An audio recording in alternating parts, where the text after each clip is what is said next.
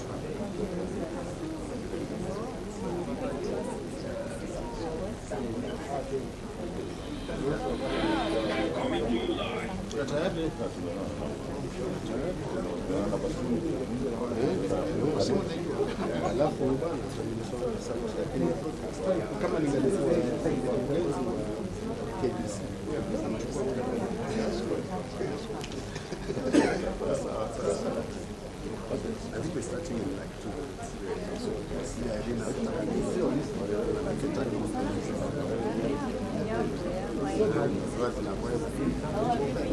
Are we good?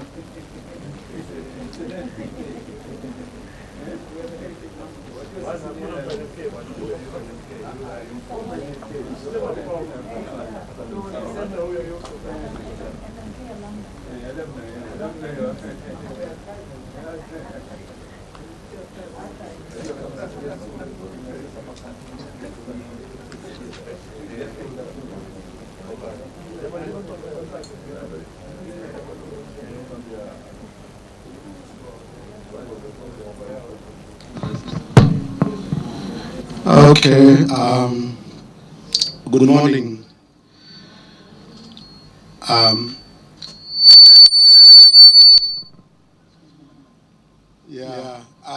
The reason I'm using the mic is that we are transmitting the meeting online. And therefore we do actually need to use the welcome you all to this thematic conversation. We are calling them Tamaduni thematic conversations. For those that might not be very equipped with Kiswahili, there is Utamaduni, which is culture, and there is Tamaduni, which is cultures. So the plural form allows for that, and that definitely captures the diversity of our cultures. That there is no singular culture; it's really diverse cultures. Because we are building onto a series of other things, I would like to invite Maureen and Zaye to say a few words, and then we'll start building the meeting systematically. Post that, Maureen. And Maureen is our program manager at British Council, in charge of cultural protection. Karibu sana. Thank you, Prof. Good morning, everyone. So happy to see everyone here. Thank you. This has been a work in progress with Taweza Communications for the past, since last year, just putting this conversations into context. And just to give a brief history, we came here in March 2022, and we promised that we were going to come back with something for the people of Mombasa, and we're glad to be hosting the first conversations here in Mombasa. These conversations were steered and led, and people contributed from here. So nothing is just coming from Nairobi. Everything was done here thanks to Prof and his team. So thank you for taking your time to join us for the Tamaduni conversation, which is in partnership with Taweza Communications. So we are having 6 conversations, with the first one being held here, now here in Mombasa County. The conversations will contribute protection, valuing and discovering and sharing of cultural heritage in Kenya. Cultural Heritage for Inclusive Growth is a program that is passionate about working with the cultural communities and people who are closest to preserving the cultural heritage in Kenya. And that's amongst many programs that we have at the British Council. I lead on the project for cultural heritage, and I will invite Tom Potter, who is our country director, to just give a few remarks on just the general areas that British Council works in. So welcome, Tom, and thank you. Thank you, and good morning, everyone. And apologies that my Swahili is not up to scratch yet. And I promise next time I come, I'll have much better Swahili to share with you. Yes, I'm the country director for Kenya and the East Africa cluster for the British Council. And I think I can still say I'm new. So I arrived towards the end of October last year. And it's a real privilege to be able to take up this position, to work with great colleagues and partners such as yourselves, and take part in these conversations. We work in a range of different ways that you may be familiar with and some you may not be. So our focus is on education in the arts and connections with the UK in a kind of mutually beneficial way. So we have a big programme with higher education, supporting innovation between universities. We support the Department of Education around school curriculum reform and testing and teacher training. We also have lots of arts programmes, so this is one of the kind of programmes that we work on, a kind of landmark programme that combines our work in cultural heritage with the Cultural Protection Fund. We also have a creative economy programme supporting fashion designers, and an EU-funded programme supporting, which some of our grantees are here, called Ignite Culture across East Africa. So my role is also to lead the cluster, including Ethiopia, Sudan, Uganda, Tanzania, and Rwanda, so it's quite a big patch. I guess today I'm really looking forward to listening. And making sure that we think about how we take these conversations forward. And I think Maureen has outlined where we're going with these, but I appreciate your attendance, your engagement, and I look forward to speaking with you and listening to you during the course of the day. Thank you. Thank you very much, Tom. I really want to again thank the British Council for taking up this issue of cultural protection as a critical agenda for us. And to say that in 2019, we did actually have cultural heritage symposium in Nairobi, as part of Culture Grows, and we had a really dynamic meeting. And then last year we had one on decolonization and cultural heritage. And the 6 conversations that we shall be having this year will be building up to a symposium next year. So we are co-creating, we are preparing the symposium together, as part of that building the momentum. So the coast is very special, special in the sense of history, multiculturalism, experiences.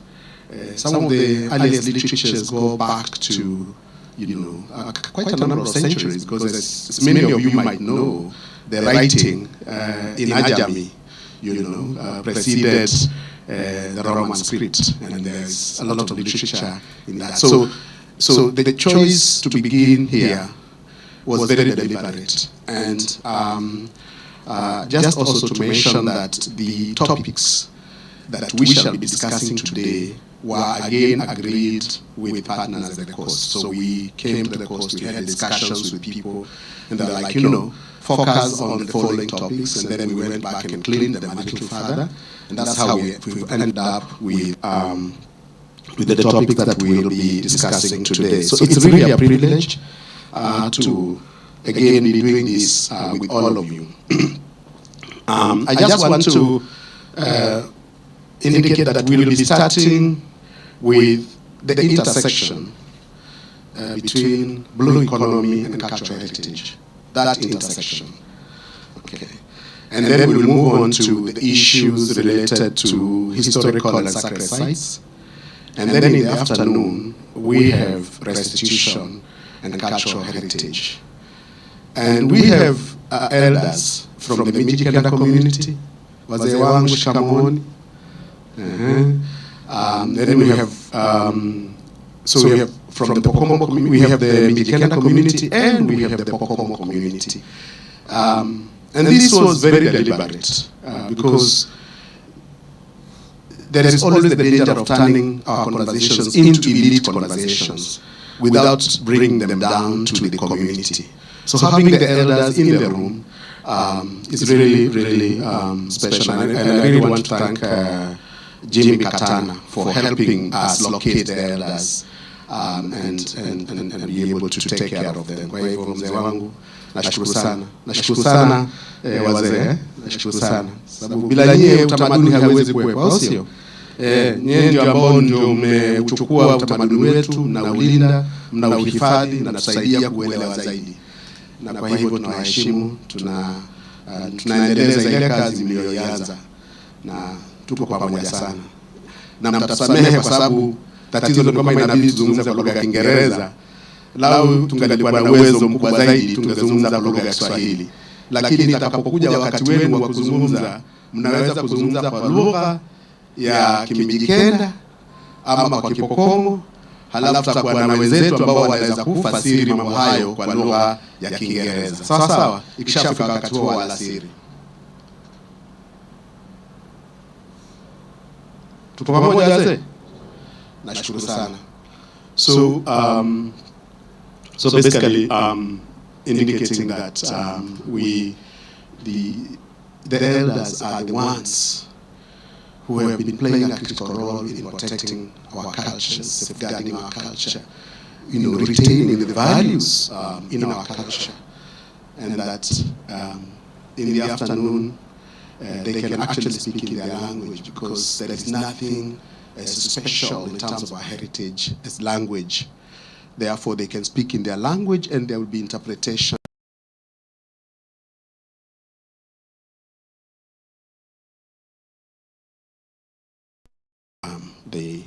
They know. So to start us off, I want to invite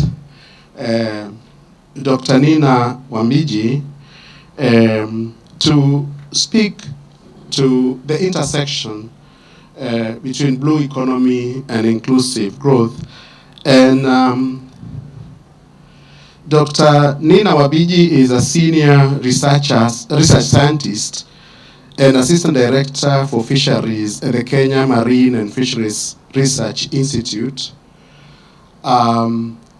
There is someone with a vehicle KBM 683F. Whoever has that car, please check that vehicle. She is the current vice president and the Kenyan country coordinator of the Western Indian Ocean Marine Science Association. And she is also a 2020 Pew fellow. And she's won a lot of awards in terms of her research. Let me just say that she is totally amazing researcher in the ocean, cutting across from northern Kenya coast all the way to Somalia. So Dr. Nina, if you can come up and share with us your perspective on this intersection, that will be great. So karibu sana. The other person I want to invite to the podium is Dr. Caesar Bita, who is an underwater archaeologist, and he's undertaken widespread archaeological excavation and surveys, and was the winner of the 2019 Golden Trident. Karibu sana. And in fact, I'm so grateful because when I was trying to track him down, he was in Dar es Salaam coming from work, and we talked while he was on the airport, and we continued working together until he got back here, and we built it together. So Dr. Caesar, really grateful for the work that we do. He will be giving us a perspective on the cultural heritage that relates to underwater heritage and experiences. The other person that I want to bring on board is Aisha Fadil Ali, who is an object conservator at the National Museums of Kenya. Again, karibu sana. Again, she will be giving us a perspective on some of the values in the benefits that accrue from really us protecting.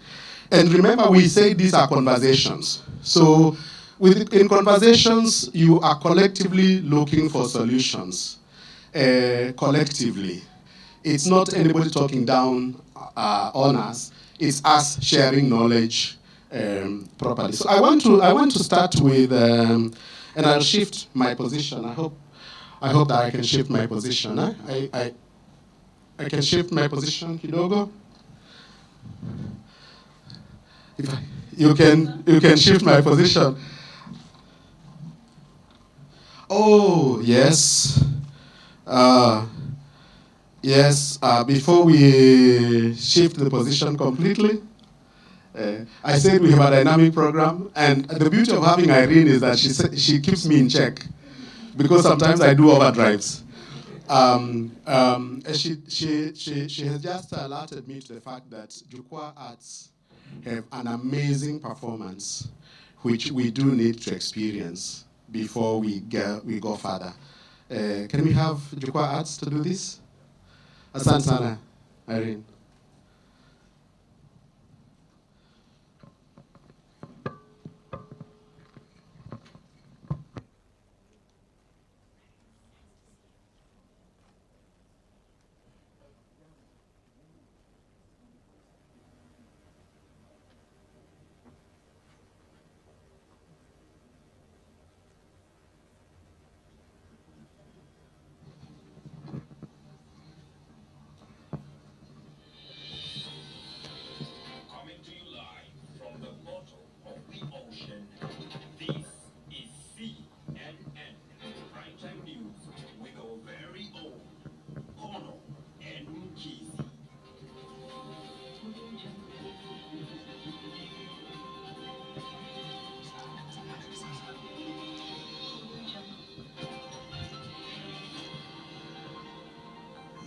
Barabara kabisa, tunaletea habari kutoka ndani ya bahari mpaka tunaona barabara kabisa. Nikiwa wako mtangazaji Rashid Abdalla, na mimi ni kipenzi chenu mrembo wenu Lulu. Wewe makinika bana kila siku. Mimi si Rashid Abdalla. Mimi ni samaki wa pono. Asa usilale usingizi wa pono. Usitembee polepole kama konokono, ukakosa habari zangu nononono, kutoka kwa samaki mtamu mpendaye, samaki wa pono. Wapenzi watazamaji, nawaletea habari chemichemi za chini ya maji. Habari zitakazokuja ni za kuelimisha, kusikitisha na kutahadharisha. Ni mimi mtangazaji mnayempenda zaidi, Badi Muksin. Wewe si Badi Muksin. Napenda hilo jina. Sasa nichague jina gani? Ni mimi mtangazaji mnayempenda zaidi, samaki wa mkizi, ama ukipenda zaidi, furaha ya mvuvi. Naam, samaki tuko na mistari almaarufu fish line. So tunawaletea muktasari wa habari. Tunawaletea habari za siasa, za wanasiasa wenye mikakasi inayokata kakasi na kufanya samaki kuwa kakasi. Hizo habari tunawaletea kwa kasi. Vile vile tunaletea habari za takataka ambazo zinatukatakata, takataka ambazo zimekata kutoka baharini katakata, takataka ambazo zinatumesi, takataka ambazo zinatuchenga kame, si takataka ambazo zinatuletea makesi. Hizo habari nazo tunakuletea kwa kasi. Utafiti umefanya zinaitwa plastiki. Vile vile tunawaletea hali ya hewa. Weather itabiriki tena sababu ya binadamu. Kilichobaki ni kusema whether or not. Pia kuna swali la leo ilile. Je, nyinyi kama binadamu mtafanya nini ili muweze kupunguza idadi ya plastiki inayoingia humu baharini? Nyinyi kama binadamu mtafanya nini ili muweze kupunguza idadi ya plastiki inayoingia humu baharini? Tuma ujumbe mfupi. Sikiza, si lazima utume ujumbe mfupi. Hizo plastiki mnazozitupa zinatuaffect sisi wanyama huku baharini. So kwa nini utume ujumbe mfupi? Tuma ujumbe mrefu. Nambari ni 07. Nini, tulia we bana. Si ufanye wewe usome news zake na mimi nisome news zangu. Hasira gani? Waliingilia kazi. Tuko live. Konradi. Tuma ujumbe mfupi kwa nambari ya simu 0703 1675 15. Habari za siasa. Siasa ni sherehe, na kama binadamu wanavyosema, sherehe haitaki hasira. Binadamu wanajiburudisha na plastiki, na baada ya hapo wanazitupa baharini, zinajirudisha. More than 19 million metric tons of plastic is being thrown away. And more than 386 marine species die from being entangled in that tactic. More than 8 million pieces of plastic. Nini? Si producer sema udozo news kubwa. Sema simplify. Sasa wanadamu wale kizungu. Ni shida ya producer ama shida yangu? Sasa si ni wewe ndio kwa ni news yako. Sasa utafuata producer ama utanisumbua mimi? Sasa upunguze maana. Kwa ufupi, ghorofa kama 8 za plastiki zinatupwa baharini. Na zaidi ya kama ghorofa kama 4 ya wanyama baharini zinakufa. Tunaomba serikali ingilie katikati, mbele na nyuma katika hili swala. Mbele, katikati na nyuma, simama. Tuko live. Katika habari zingine, habari za michezo. Samaki walikuwa wanapiga zoezi upande wa huko chini, wakavuliwa wote. Na katika habari zingine ni kwamba dolphin, almaarufu dolphin, mwaka huu hawataruka tena juu. Watazamaji wote bidi watakula huu na hasara juu, kwani sehemu yao nzuri napenda kuruka imejaa plastiki. Na katika habari zingine ni kwamba binadamu wamekuwa kufanya vituko sana. Wamekuwa wakituchoma, wakitukaranga, wakitupika, wakituchemsha, wanatupaka bwana. Wanatupaka. Na wako na rangi huko na waitumii vizuri. Wanaamua tupake sisi samaki. Sasa sisi tumekasirika. Huku ndani kumeharibika. Na maji yakimwagika hayasoleki. Lakini plastiki zikimwagika zinazoleka. Manake huku hazizeeki wala haziozeki. Refuse, kataa kutumia. Ikiwezekana enda kwako nyumbani, pika. Reuse, plastiki yako ni ngumu sana kuharibika, usitumie tena na tena. Redesign your lifestyles because your lives depend on it. Recycle, hizi plastics zatumika, and that's the recycle of life. Naam, wapenzi watazamaji, this is CNN. See your lives. Thank you.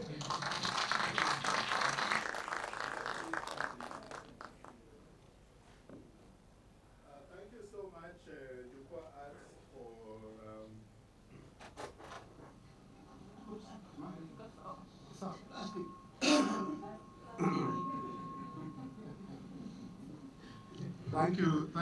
Thank you very much, Jukwa Arts, for that stimulating performance on the need to prevent the waste and to manage our waste.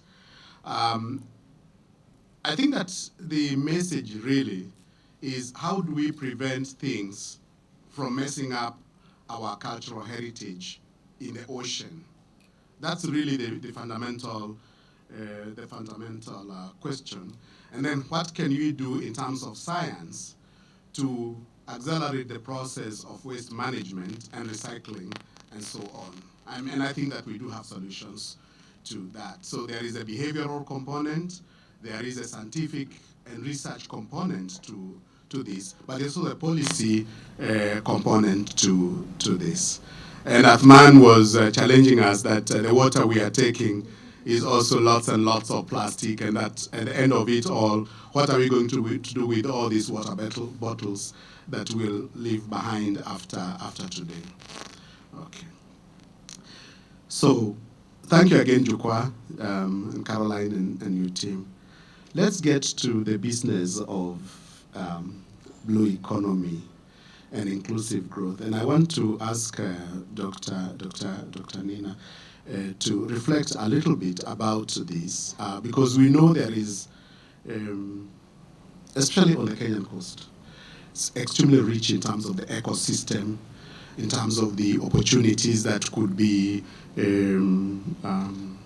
could accrue from this. So, if you can reflect with us on this interconnection and why we should actually be investing in the blue economy, that would be great. And then from there we'll go to the issues of what Dr. Caesar is finding in the ocean. Dr. Tari. Thank you so much, Professor. Good morning, everybody. Assalamu alaikum. And shikamoo to the wazee. Hamjambo. My name is Dr. Nina Wambiji from KEMFRI, Kenya Marine and Fish Research Institute, and I'm truly honored to be on this panel today to discuss about the blue economy and what we can do about it. When we think about the blue economy, there are very many definitions that people have, but in the context of Kenya, the blue economy is to look at the ocean resources and what you can get from these ocean resources. How can we use the resources to improve our livelihood, to get national money to the government, to improve the livelihoods of people, and to also prevent or to protect the resources. And what are these resources? We look at them in terms of the critical ecosystems, the habitats. We have mangroves. We have really good standards of mangroves in Kenya, all the way from Lamu to Vanga. We have seagrass beds, and many people never think about this. Many times you think about these things that you only see, the trees. But we have seagrass beds, nyasi za bahari. We have coral reefs. We have very many ecosystems, mud flats that we are using or we can use for the blue economy. So there's a lot that is out there that the government can use to generate income. Now, as communities or as scientists, for example, as scientists, my role as a scientist is to go out there and understand what are these ecosystems. Because we must have information. We cannot have a blue economy without information, and information comes with data. There must be consistent and credible data that you go out there and collect. I'm a fisheries scientist, so I go out to the landing sites. Landing sites is where fishermen come to the shores, and they bring fish. So my duty is to find out what fish do they catch, where did they go to catch, why did they decide to go to this area of, where did they go to a specific area to catch this fish? What are they catching? Is this fish seasonal or not? And once it's at the landing site, what sense does it make to the common Mwananchi? Is it expensive? Is it edible? Is it bycatch? So to understand all this, how this works, to make sure that whatever we do has value, and that is where the blue economy comes into. There's fisheries, and in fisheries we look at the artisanal fishermen. We've got industrial fishers who go out to the EZ. What is out there? What can we as a country harvest and get money? There's mining. What can we mine from the seabed? We have land under the water. Kenya has 42% more land into the sea, but we are not aware about this. We're thinking about the land that we're now standing on. But there's the seabed. What is it that you can get from the seabed? Is it possible to mine? Is it possible to mine oil and gas? Is it possible to mine minerals? What is it that you can get from there? We've got mariculture.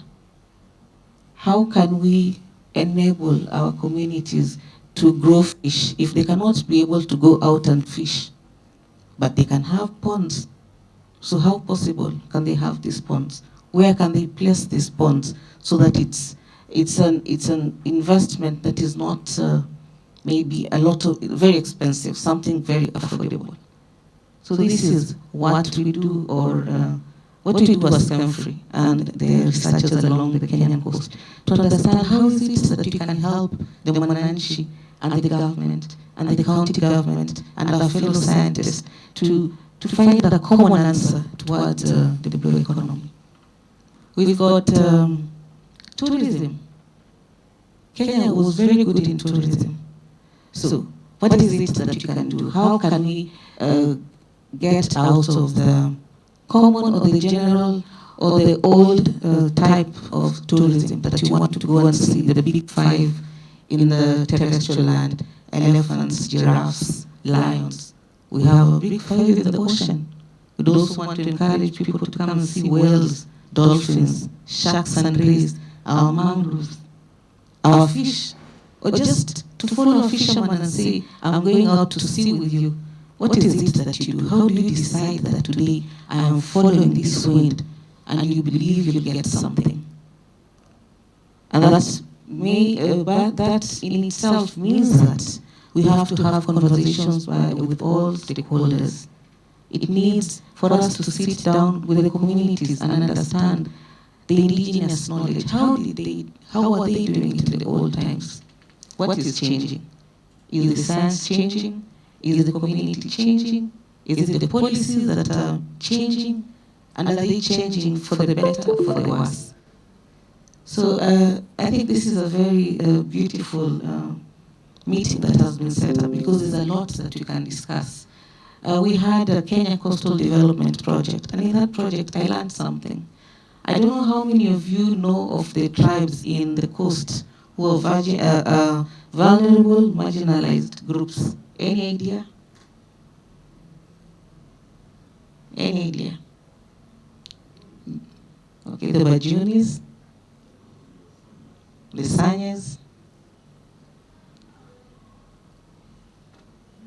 Someone has heard of the Bonis, the Wata?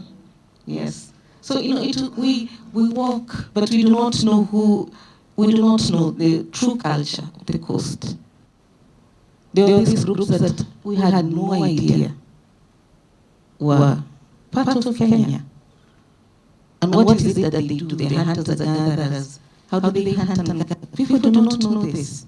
So it was very eye-opening during the case Kenya Coastal Development Project to know these communities, to see what these communities need. So many times we would think, as a fisheries scientist, when we meet a fisherman, I would imagine the best gift to give him is a boat. But some communities asked for goats. And you ask, anatatambuzi, So we have to speak with the communities that we work with. We have to speak with the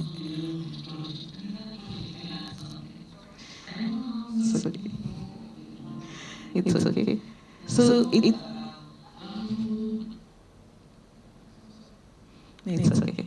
So I have to say that I think when the questions will come, then I'll know what more to speak about. But in essence, what I know from the blue economy is that it is top down, it is bottom up. We have to start from the users of the resources, the protectors of the resources, to the county government, to the national government, to the regional government, and then globally. It is not a one-size-fits-all. We have to have a discussion around it. Thank you.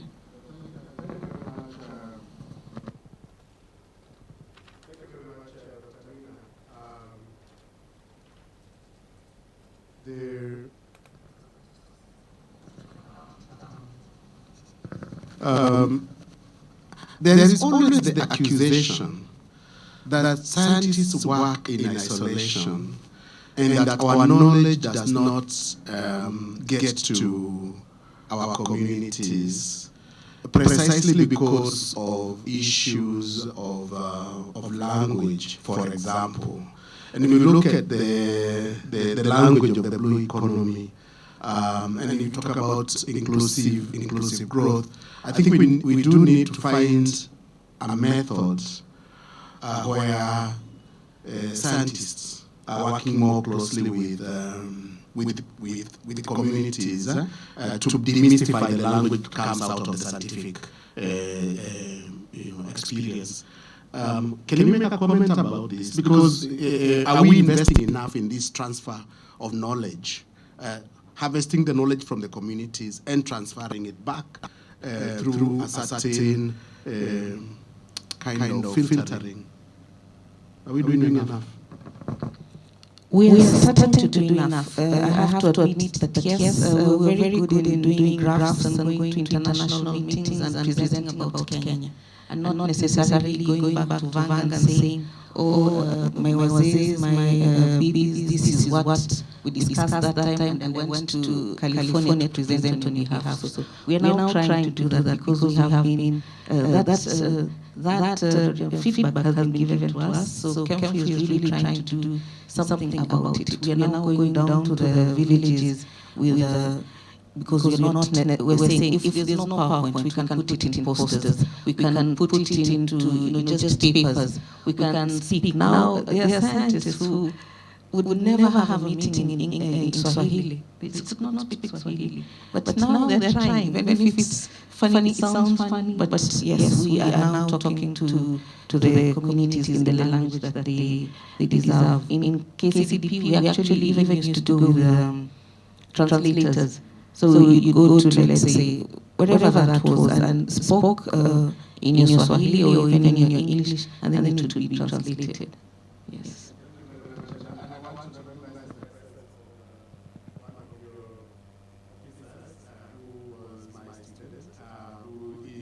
A Swahili expert, and who's, I'm sure he's helping you guys turn all this knowledge onto to consumable format. So I thought that would be good. I want to shift a little bit to really talk about the resources that you have mentioned, and the cultural resources. And I want to point this to Dr. If you look at our country, we are yet to ratify the convention, the 2001 convention for underwater protection, and I have always wondered why. But I want us to start from when you go under in the excavation. What have you been seeing, especially considering the long history of of contact between the East African coast, or the Kenyan coast, and the Greeks, and the Arabs, and the Portuguese, and the Chinese, and the British, and many years and centuries of trade, including actually trade with the Americas between the East African coast, and the shipwrecks, and so on.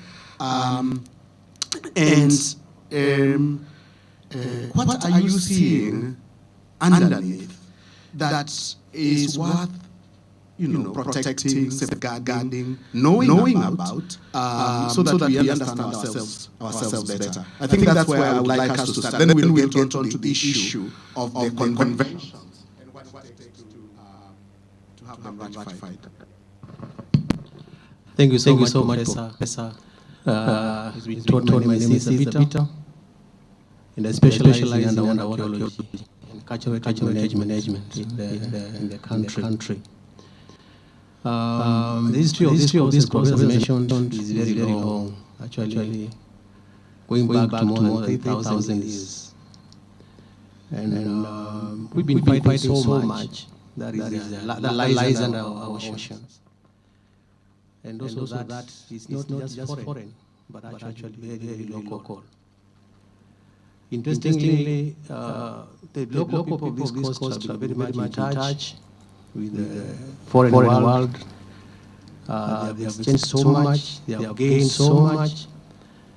And this evidence is not just on land, because We have invested a lot in this country and also along this and for cost in terms of terrestrial archaeology. And we covered so much. If you go to our museums, there's a lot of information, a lot of artifacts that speak about the cost. But there's been a gap between what we see in our museums that comes from land and what we have from the sea. So we've been able to, we've started actually to investigate into the underwater. These are new things in this country, Professor, and we are yet to fully invest. We are yet to fully have fully pledged departments in the country that can take up and undertake massive investigations. But the little that we have done, actually, we have found out that there is so much resource from Lamu, stretching Malindi, Mombasa, down to the border of Tanzania.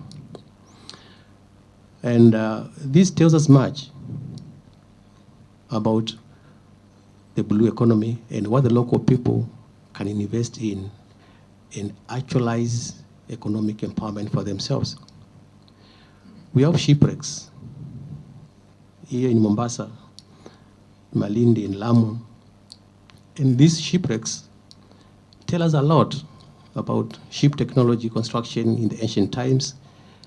They tell us about the cargo that was coming to this coast. They tell us about the goods that were exchanged from this coast across the Indian Ocean to other countries. The international trading that used to happen is evidenced in our oceans. It's very much available. In Lamu, we have a number of shipwrecks, and interestingly, it is along these areas, the shipwrecks, that fishermen tend to colonize to catch their fish, because wooden material underwater, I think Dr. will be able to maybe confirm this, they tend to be conducive for fish. And so we can interconnect these two to have our shipwrecks preserved and also have the local people be able to catch their fish. We can bring out this information, which of course we've been bringing out. If you go to Malindi Museum today, for example, you'll see a museum of underwater archaeology. And it's very interesting with a lot of tourism coming. If you come to the Museum for Jesus, there's an exhibition that talks about the Portuguese shipwreck in Mombasa that tells about the networks that used to happen in this region. So how can we develop these sites for tourism? How can we have these sites packaged as resources that can develop the local people and also bring income to this country? There are a number of ways that actually this information can be used. For example, we can have virtual museums.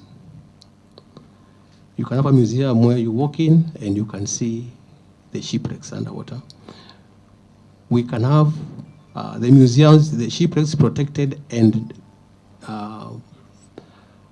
able to be visited right underwater for those that are really not very fragile. For example, we have shipwrecks in Mombasa that are not, that are very stable, so to say, and they are not in very deep waters.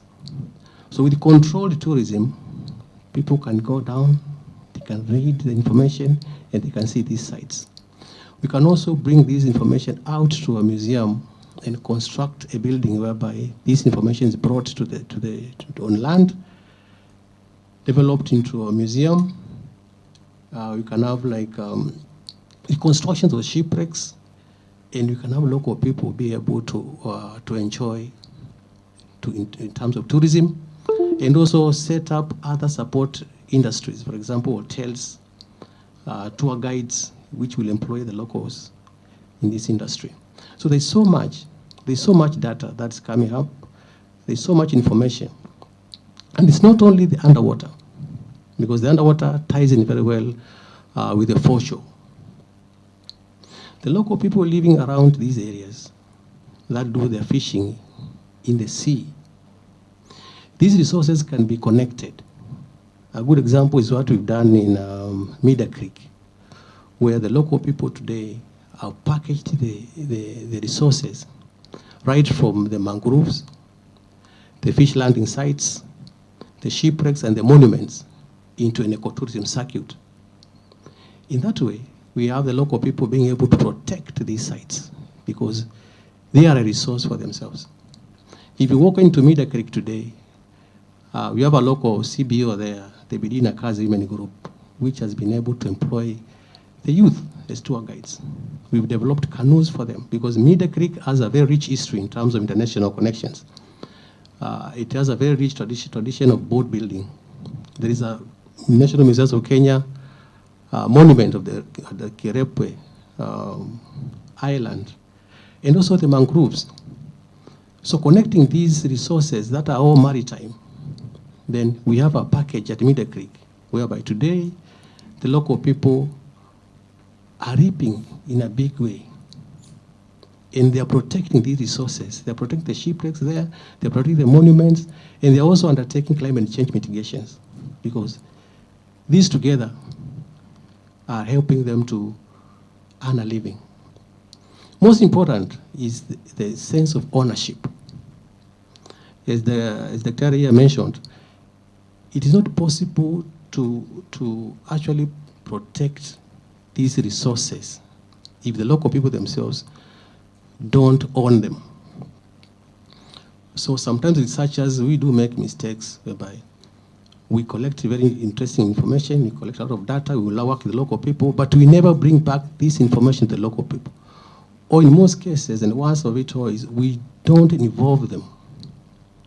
So you can come up with a very good project with good objectives, but when you go to the ground, you don't involve the local people. We impose these projects on them. So they don't feel like this is ours. This is not our project. This is brought to us it's brought to us. So we have to start now from taking back the information, taking back the research data that we've collected from the local people back to them. We have to do this research with them. We have to show them this is yours. This belongs to you. And that way, they'll be able to protect these sites. I'm very happy to say that I work with the local fishermen and the divers in this country. And as we speak, divers from Lamu, from the south coast of Kenya, when they recover anything underwater, they always give me a call. Because they value, they feel this is our heritage. So it is important that data has to go back to the local people. Projects should be developed and implemented in collaboration with the local communities. And this way, we'll gain success in our blue economy projects. The shipwrecks are today very well cared by the local communities themselves because they know why they should be preserved and why it is important to have this heritage as part of their cultural heritage. Yeah. Thank you very much, Dr. Caesar. I want to take you back to the fact that we have not ratified the convention for underwater, the UNESCO convention. And to ask you the question, is it possible that maybe we have not communicated the benefits of ratification, or is it because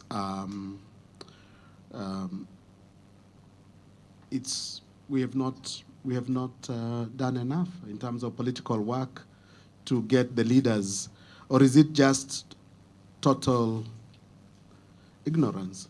What might be the reason? I mean, I know it's not a fair question to ask you, but as a researcher, are you surprised? Are you shocked at this sheer inability to ratify this convention?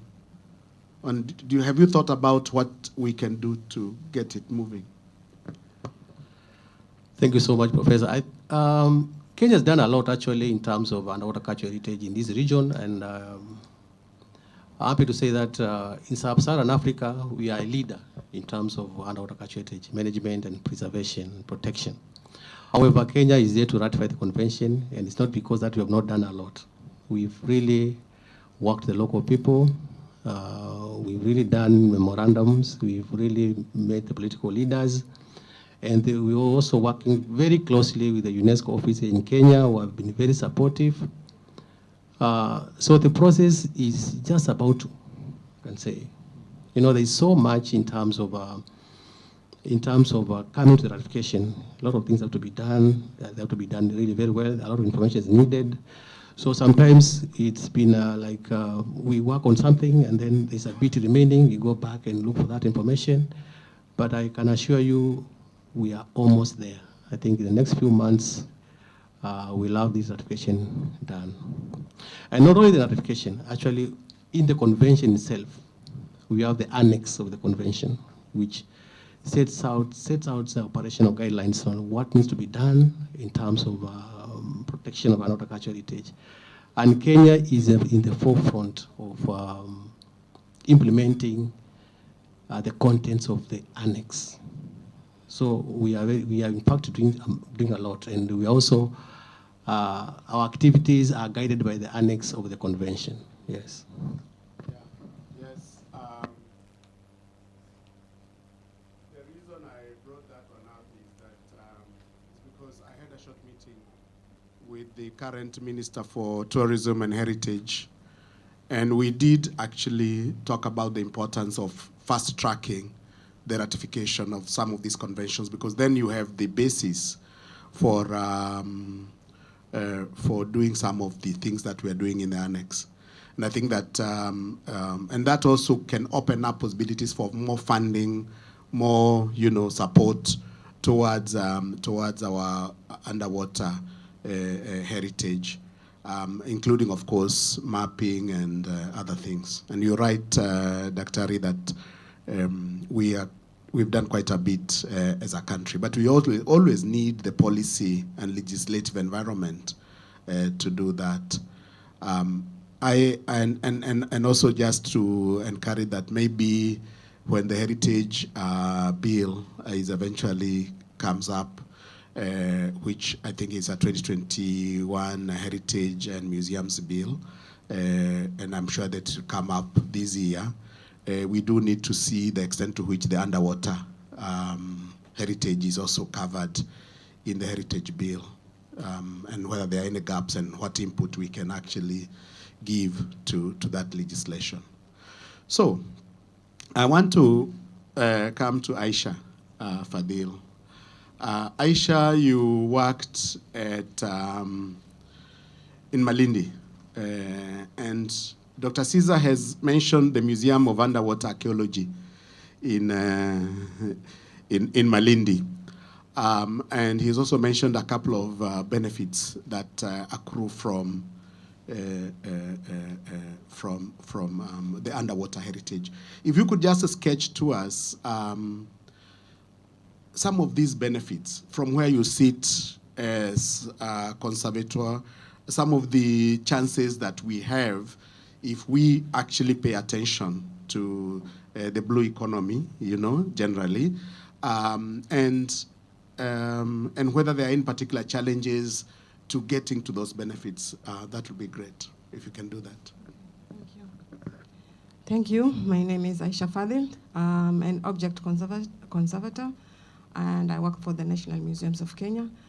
During my tenure as a conservator, I was also tasked with acting as the curator for Malindi Museum, and it is within this context that I would like to talk to you a little bit about the underwater cultural heritage briefly that Caesar is talking about, but also look into cultural festivals and the blue economy and how they have been able to assist and empower some new women groups and some even youths who are able to obtain contracts after this four-day event. I will start with the cultural festivals and then round it up with the underwater archaeological exhibition that we set up at the Malindi Museum.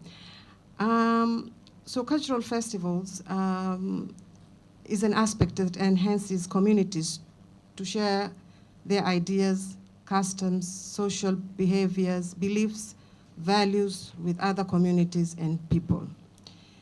They therefore provide platforms for the coastal communities to showcase their cultural practices and their interaction with the environment, in this case, the sea and the ocean. We know that some coastal communities have had a deep connection with the sea and the environment, and as they depend on them for survival. For generations and centuries, people have integrated with the environment, and some of these interactions have enabled communities to travel far and wide, with borders being opened up and heritage influences being exchanged. In other words, maritime trade has enabled communities to share cultural heritage influences, and this has enabled communities to share and exchange knowledge in different fields. It has enabled aspects such as boat building to be perfected. It has enabled preparation of more exotic foods. For example, the pilau is an Indian food, so we have the Indian influences, and this has come through as a result of interaction with the sea. Also, advances have been made towards the construction of traditional houses through rime, coral, and mangrove poles. Going back to cultural festival and why I would like to talk about them, especially as an example, looking at the Malindi Cultural Festival, was that it involved a lot of communities who were based at the coast and who were interacting with the communities of the coast who were actually involved in fishing, direct intervention with communities who are dealing with fishing and doing other activities. So first, cultural festival, we looked at them as tools for uniting communities and spaces where the coastal communities could interact with different visitors and showcase their culture, talent, skills, arts, and handicrafts. The cultural festivals as spaces allow for interaction and dialogue between communities, both local and international.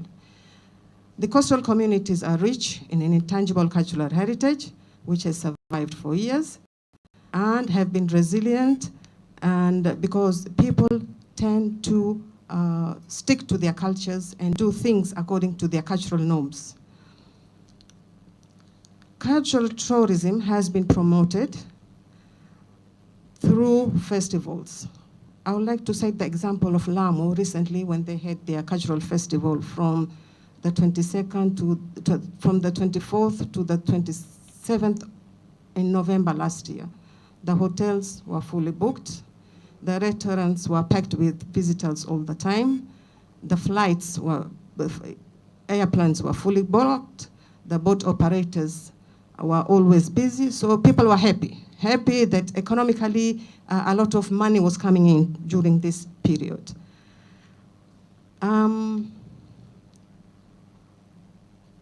Also, during the first Malindi Cultural Festival, there were a lot of activities that brought communities together.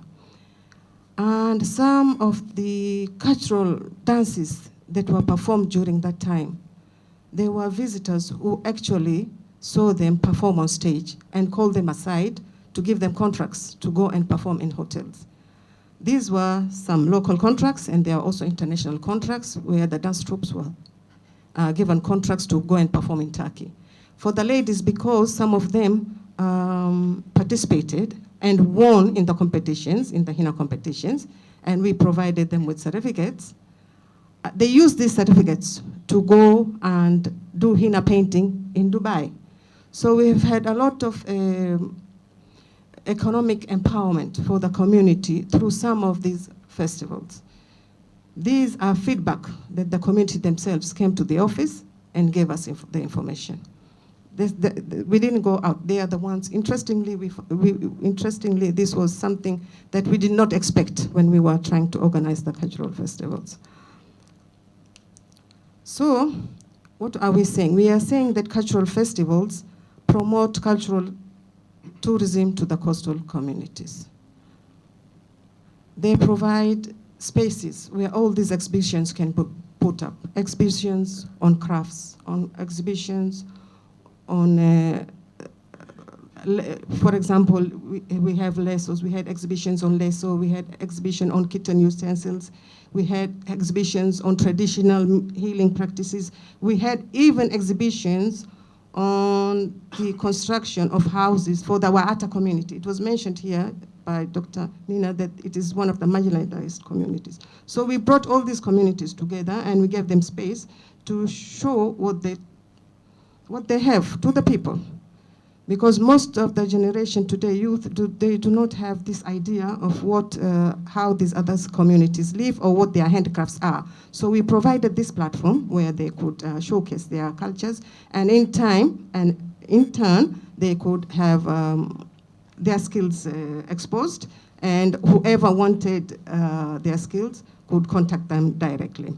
Towards coming to the end, I would like to mention that we put up a blue economy exhibition from artifacts from the Ongomani shipwreck at the Malindi Museum. This was an exhibition that was done together with myself, Caesar, and our counterparts at the Conservation Laboratory. We wanted to show the trade between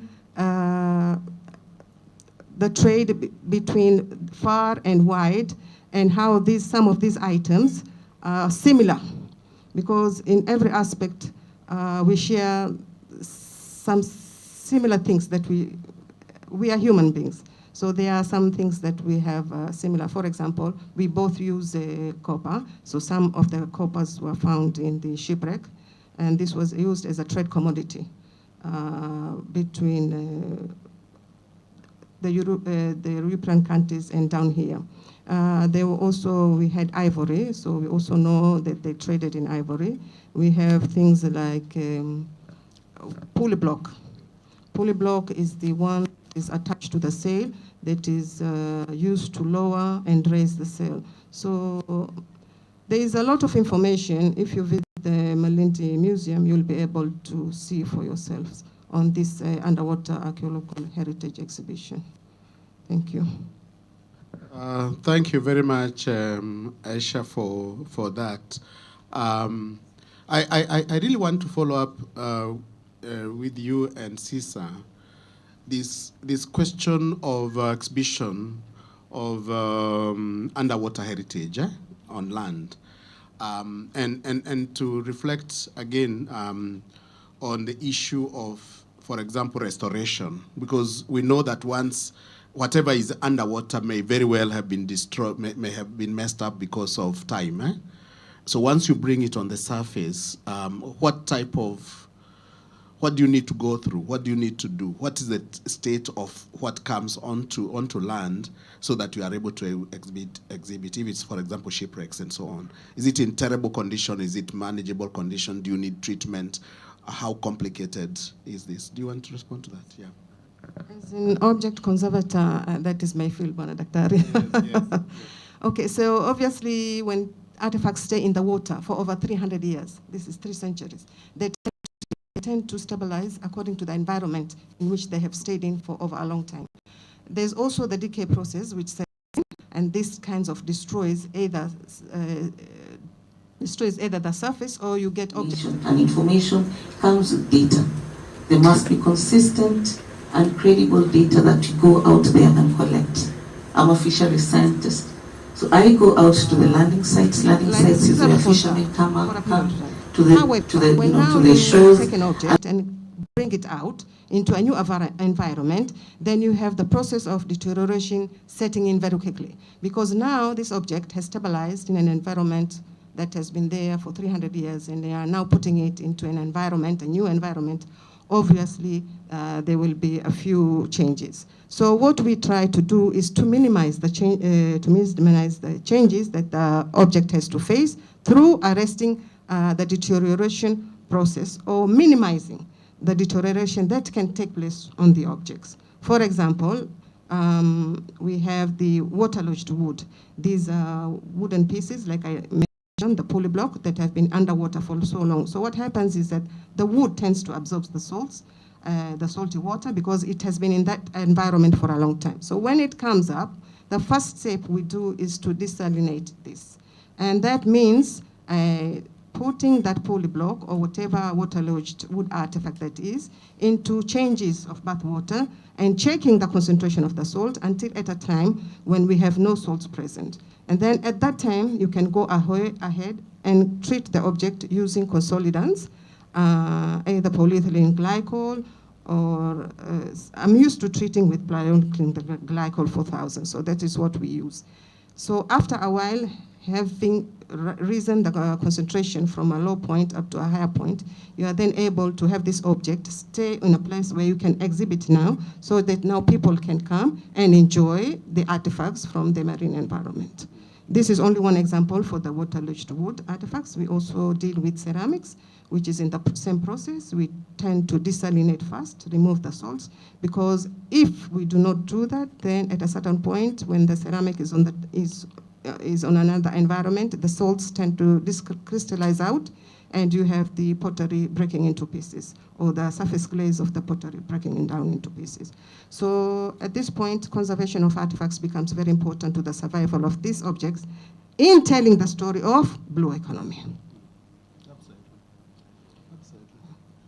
Thank you very much. Thank you very much. And really thank you so much for talking about festivals, because festivals provide an opportunity for job creation in terms of culinary arts, the food, the music, the visual arts, literally everything. And I think that the challenge we have always had is the predictability of the festivals, that we should have predictable festivals that now bring in people together to learn and share and so on. And that always is a question of resources, because they are also expensive to run, isn't it? Do you want to make a comment about this? Because I also wanted to ask you, Dr. Caesar, a small question before we open it up. This is about the digitization of the underwater, so we can have the virtual tours of underwater, the underwater heritage experience and so on. And is anything happening in this area of actually capturing it and bringing it to a virtual experience? I know that this is being done, Google and national museums, for other forms of heritage, but are we doing this underwater yet? Thank you, Professor. Actually, I want to start with what my colleague said about conservation. It is very key in bringing out this data to the public on land. And I want to add that we found a lot of organic materials underwater. We have lots of ivory that we've recovered, that we've discovered. We have many wooden shipwrecks, which if you bring them out from underwater, they will just disintegrate. As per the convention, on 2001 Convention on Underwater Cultural Heritage at UNESCO, it advocates for in situ preservation as the first option. So as we go into the underwater, that's what we consider first. These materials should remain underwater. They should not be removed unless under conditions that may be like when you are doing major projects that will require total documentation and retrieval. Otherwise, we cannot have a blue economy without information, and information comes with data. There must be consistent and credible data that you go out there and collect. I'm a fishery scientist, so I go out to the landing sites. Landing sites is where fishermen come to the shores.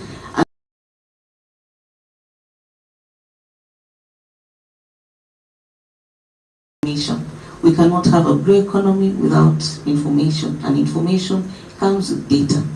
There must be consistent and credible data that you go out there and collect. I'm a fishery scientist, so I go out to the landing sites. Landing sites is where fishermen come to the shores and have these exhibitions on land. We also have a lot of videos whereby you can run through a documentary on a shipwreck, like the Ngomeni shipwreck, which have a museum in Malindi. There's a lot of videos, which we are working with the audiovisual department in Nairobi to create a visual museum, whereby you can walk in at Fordier's museum and you can have a room, or you can put on goggles where you can actually be underwater. So this is very possible. Sometimes it depends. We cannot have a blue economy without information, and information comes with we data. can also do mosaics. There must be consistent and credible data that you go out there and measurements collect. and I'm a fisheries scientist, so I go out to the landing sites. Landing sites is where fishermen come to the shores and on land, using materials that are not degradable, So it is possible, and on the digitization, it is happening. So at some point, I'm sure we'll be able to have a virtual museum in this country. Remember, sometimes back, Kenya had proposed to develop the underwater museum in Ngomeni, and the plans are still there. We need a lot of work because excavations for shipwrecks is not actually very easy. It's very, very expensive. And mind you that we have very little expertise in this country and also in the region. We need a lot of funds to excavate the shipwrecks and expose them and collect this data. So slowly, and given time and funds, this will be able to happen. If you look at like UK, they're still working on the Mary Ross shipwreck.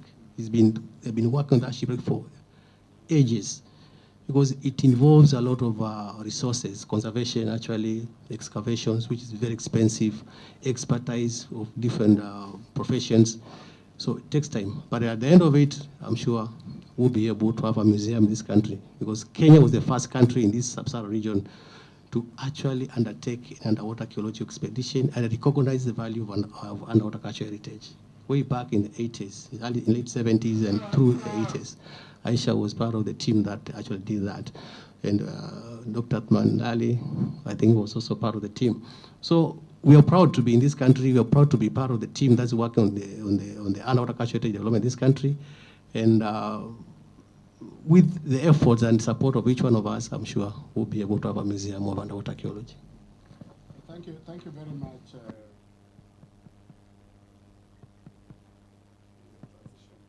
Thank you very much, Dr. Caesar, again for that commentary. I would like to open up this to our colleagues to make comments, reactions. Before we ask one other question to Dr. Nina. And I can see Abdallah is already but we have citrus beds, so maybe we start with we have coral reefs, your comment. we And remember, have it could be a very comment many ecosystems, or even a that suggestion, we're because using or we can use these for the blue conversations are economy. also learning So there's a lot opportunities. that, We are learning together. Okay, so if you have an additional point, that would be great. And but we have citrus beds, nyasi za bahari, we have coral reefs, we have very many ecosystems, mud flats that we are using or we can use for the blue economy. So there's a lot that is out there that the government can...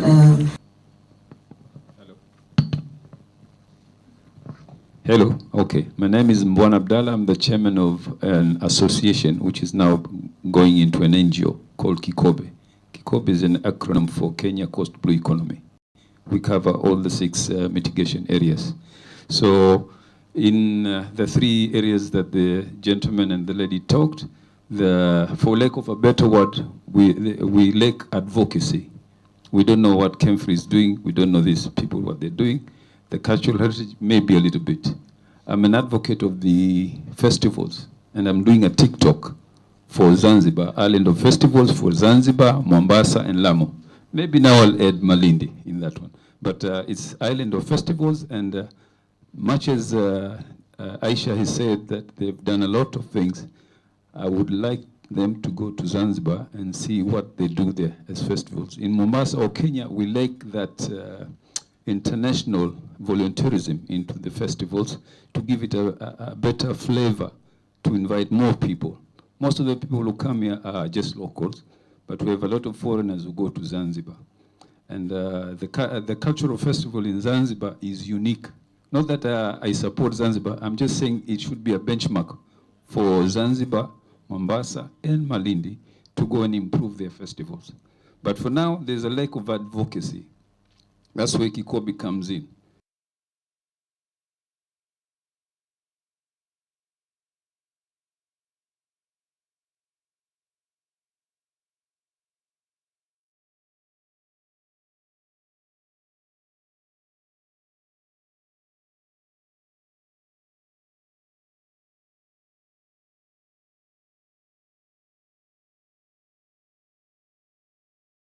We have seagrass beds, nyasi za bahari. We have coral reefs. We have very many ecosystems, mud flats that we are using or we can use for the blue economy. So there's a lot that is out there. Nyasi za bahari. We have coral reefs.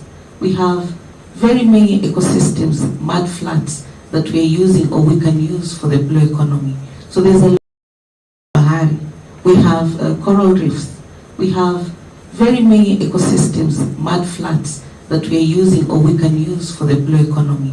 So there's a lot that is out there that the government can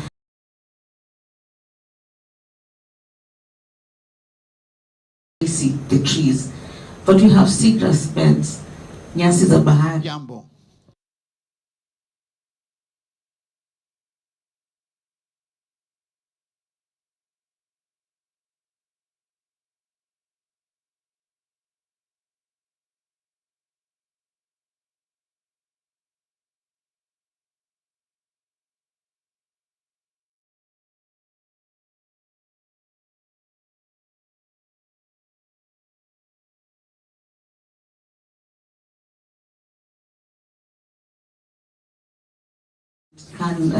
Kianza hili neno research juu ya fisheries na ilikuwa hata hatuelewi kuna research ya nini katika fisheries na mahali tuna samaki wengi na kila kitu kama wavuvi. Kwa hivyo nikitaka kujua kwamba Dr. Nina, hii research iko wapi? You know, mimi kama mzee ama wazee wangu wengine wako hapa, hii research tutaiona vipi? Iko wapi? Kwa nini mnaifungia katika masanduku na mashelves?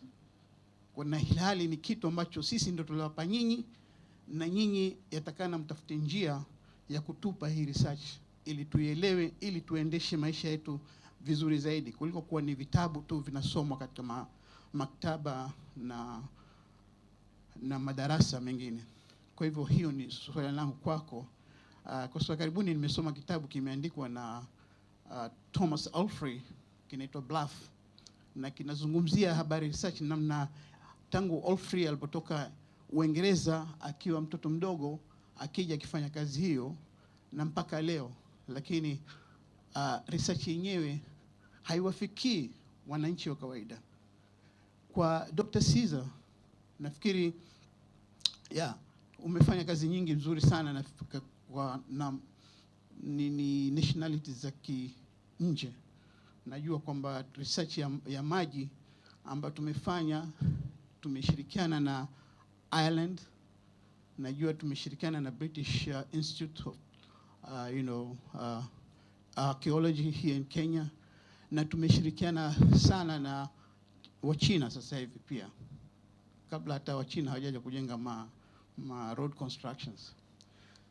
My fear is we have started developing road construction in this country without giving much consideration of archaeological investigation prior to the whole this. So the distraction in archaeology is huge. Now there's a lot of dredging going on in this country again. We know Lamu is a seaport. We know Shimoni is coming to be seaport. We know Kilifi is going to be seaport.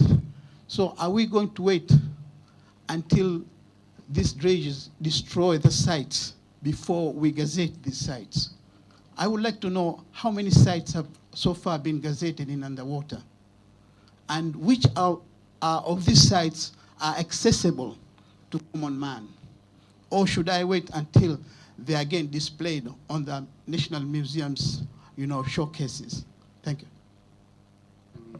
Thank you, Athman. So there is the question of access to knowledge, from this, which is, I think, a build up to the question I asked. How do we access this knowledge and in a deliberate way, in a very systematic and deliberate way? and also the whole question of whether we are doing enough in terms of cultural heritage assessment and with regard to marine spaces and so on, when we are doing, infrastructural development and so on. Have any other intervention? Yeah, we have an intervention at the back, and we have one from Kalanda. Someone helping me with the mic? Yeah. Irene, sorry. Gentleman at the back.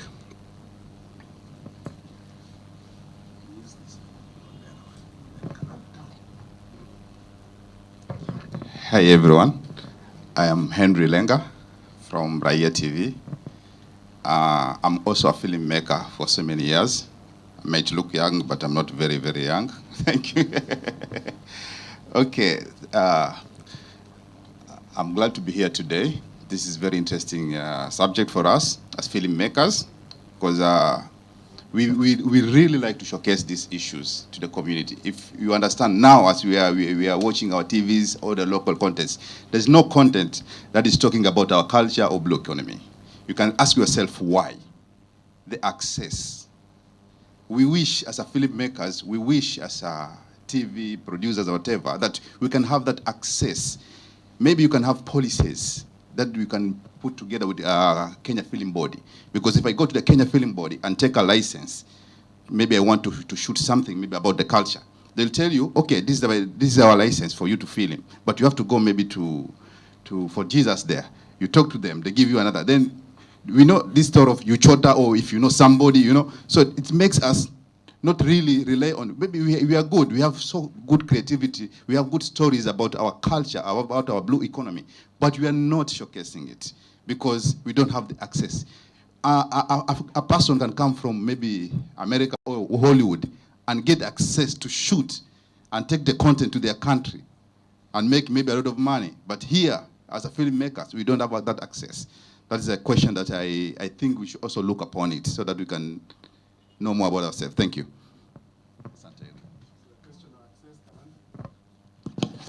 Good morning.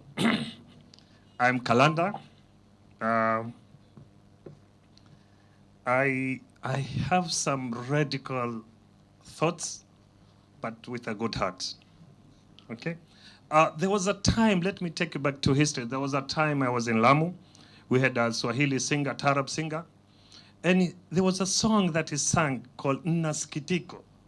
I'm full of sadness, because he was looking for a woman and that woman was not around. So his supporters asked him, please sing us this song for us, Naskitiko, full of sadness. He said, today I'm not going to sing that song because I have other type of sadness. I've looked at the Lamu economy. There was a time I came here, there were 100 ships or dhows, timber dhows. Today there's hardly a dhow. I'm seeing the economy of Lamu has gone terribly down, has collapsed. So I'm sorry, my supporters, I'm not singing that song. That, provoked me to think about the death of blue economy in the coastal towns. And at that time, I had a lot of energy. I was young. I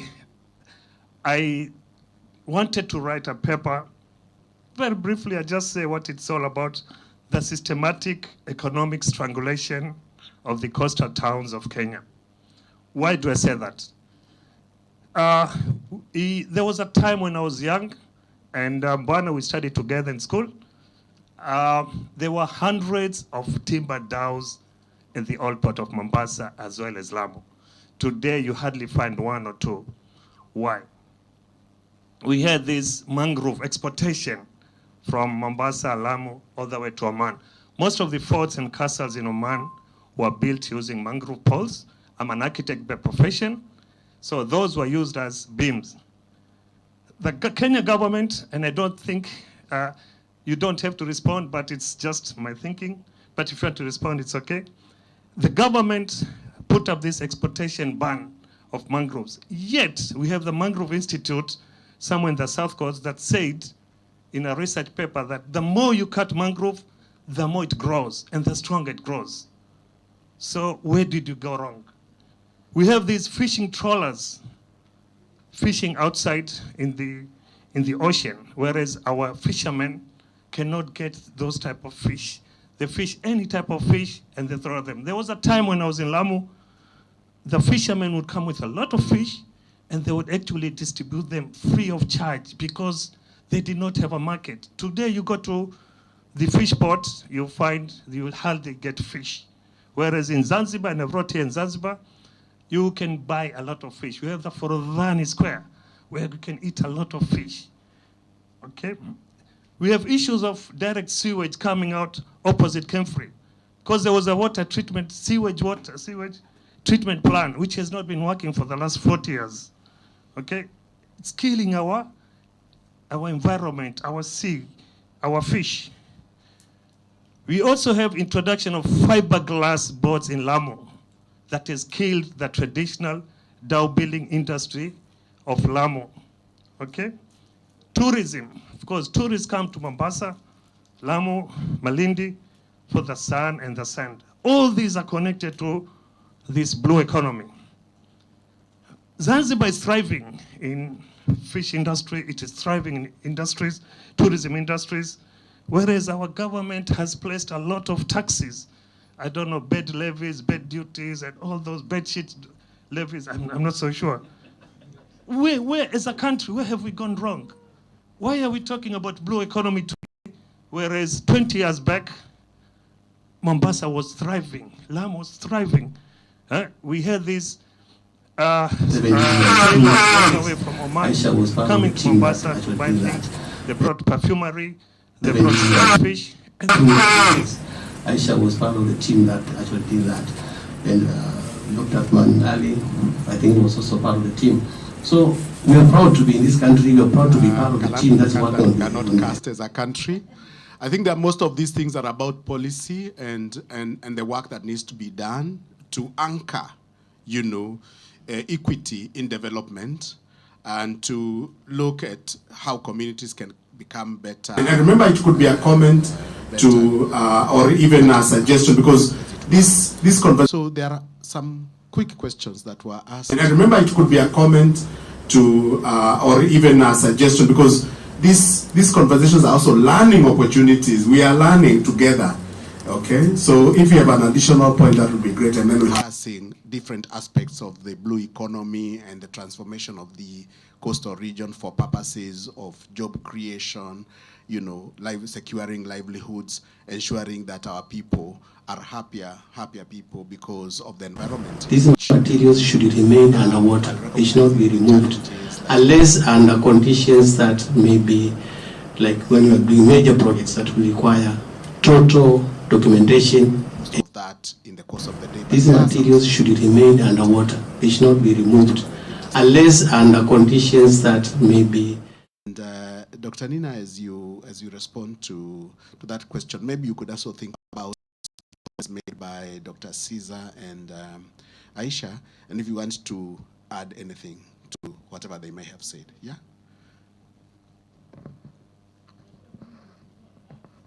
Thank you so much for the questions and for what they have spoken about. Just to comment, just first to say that I was very glad to see the presentation by Jukwa Arts. And what Dr. Caesar and Madam Aisha has also said is, we have to understand culture. I don't know how many of you go to museums. Let's begin there. Materials that are not degradable. No. So it is possible, and on the digitization, it is happening. Kemfrey, we face for Jesus. And there's a running joke, because I know there's someone in Kemfrey who has not gone for Jesus, because every morning they see it, so they know nimeiona, but they have just not been to the building. So I always have to ask this question. So I was very impressed by what my two colleagues have said. I love museums. I love to see how culture is protected or conserved. Dr. Caesar has talked about underwater, and I thought, Kemfrey has like maybe 22 divers. So how can we, as the Kemfrey divers, help NMK achieve some of these, goals, because people go out. I mean, our divers have projects out there in the sea. They could be seeing these things. They could be doing it as they are counting their corals. They can also be helping NMK. So that crossed my mind. For the festivals, Madam, I will always encourage people to go for these festivals. So that's what I can do as a, mwananchi. So with regards to the questions, Bwana Athman, sijui pia mimi nijibu hili swali kwa Kiswahili. Sasa umeuliza huu utafiti uko wapi? Na samahani kama Kiswahili changu kutakuwa si kizuri, lakini nitajaribu kwa uwezo wangu. Hii research iko kila mahali. Kazi ambayo tunafanya kama Kemfri ya utafiti, tunafanya utafiti wa samaki, utafiti wa matumbawe, utafiti wa mikoko, utafiti wa kila kitu. Lakini utafiti huu tukiufanya, hatuna majukumu ya kulazimisha au kutoa ilani. Kazi yetu ni tunawapa policy makers, kama sasa kwetu sisi tunapea wizara ya mining, blue economy and maritime affairs, au Kenya Fisheries Service. Wao ndo wenye ruhusa. Kama mimi nimekaa mahali nikasema hapa kunatumika nyavu mbovu, au samaki wanaoshikwa hapa ni wadogo, lazima hizi nyavu zina kasoro, au wavuvi wanavua mahali pabaya, siwezi tena nikaenda pale nikatoa zile nyavu kutoka kwao. Sio jukumu langu. Sasa hapo ndo tunaachia kazi zetu. Tunaeleza wakubwa zetu, hivi ndivyo tunavyoona. Sasa nyinyi mwende kule chini, mtoe ilani au mfanye vile inavyotakiwa kulingana na ile research. Sasa ndo hapo kusema kuwa serikali au mwananchi anafaa kuelewa ile research inasema nini. Sio ya kumgandamiza, ni ya kumsaidia. Manake akiendelea kuvua vibaya, kesho kutakuwa hakuna samaki. Hai. Tuseme umeuliza iko wapi tena hii research. Nikitoa mfano wa Shimoni, kuna seaweed farming. Watu walikuwa wanapanda, kina mama walipewa kazi ya kupanda seaweeds. Ilikuwa haijulikani kwa hizi kazi zinaweza kufanyika, lakini sasa zinafanyika. Ukienda Kibuyuni, zamani nyumba zilikuwa ni za msonge, makuti. Sasa nyumba ni za mawe na zina mabati juu. So kuna tofauti, kuna ile research imefanyika. Wale socioeconomics ndio wanaweza kukueleza kweli hapa kuna tofauti. Zamani watu walikuwa hawana hela, ama hawana simu, hawana sijui nini, hawana maji, lakini sasa viko. Ila tu labda havionekani kwa kila mtu, lakini kama mtu ulikuwa unapita mahali zamani ukiangalia na leo kuna tofauti. Kazi za matumbawe, sio wengi ambao wanaweza kwenda kuangalia matumbawe, lakini sasa pia Wasini, kina mama na vijana wamefunzwa kuogelea. Na hapa nataka kusema Bwana Caesar alikuwa kufanya kazi hizi za underwater. Kina mama amewafunza kuogelea. Kitu ambacho ilikuwa sio tamaduni za kina mama huko kuogelea. Sasa wamejifunza kuogelea, kuzama, kuogelea matumbawe, kupanda, na wavuvi wanaendelea kwenda kwa hizi haya maeneo, wanapeleka hela, wanasoma zaidi, samaki wanaendelea kuja. So vitu vinaendelea kugeuka. Tunaweza kujua pia ni samaki gani ambao walikuwa hawashikwi na wanashikwa sasa. Vitu tofauti kadha wa kadha. Sasa research ipo, lakini nakubali vile tulivyoanza kuelezwa kuwa hatusemi sana, hatuongei, hatutungi sentensi kule nje kusema hizi kazi tumezifanya na zinafanyika hivi. Lakini ndo hapo tunaendelea tutaboresha. So vile nimeona jukwaa wanaeleza sana leo wameongea kuhusu plastiki. Na kila mtu anaona shida ya plastiki. Sasa shida za plastiki mwananchi anaanza kuzielewa. Sisi kama watafiti tutafanya kazi nao. Kumjibu Bwana Lenga, kuna kikundi huku Kwale kinaitwa Mchongo Arts, I think. Huwa pia wanatunga sentensi, filamu, nini. So tunajaribu sasa, ndo saizi tunaanza kufikiria nani anaweza kutusaidia kueleza zile kazi tunazozifanya. Manake kweli mwanasayansi akikaa anataka kuangalia graph inakaa vipi, yani vitu havieleweki, vinaeleweka na wachache, lakini sasa tunataka kueleza kwa hata mtoto ili aweze kuelewa tunasema nini. Bwana Kalanda pia ameongea kuhusu vitu vingi. na ile hofu au uchungu anaoona vitu vinavyogeuka.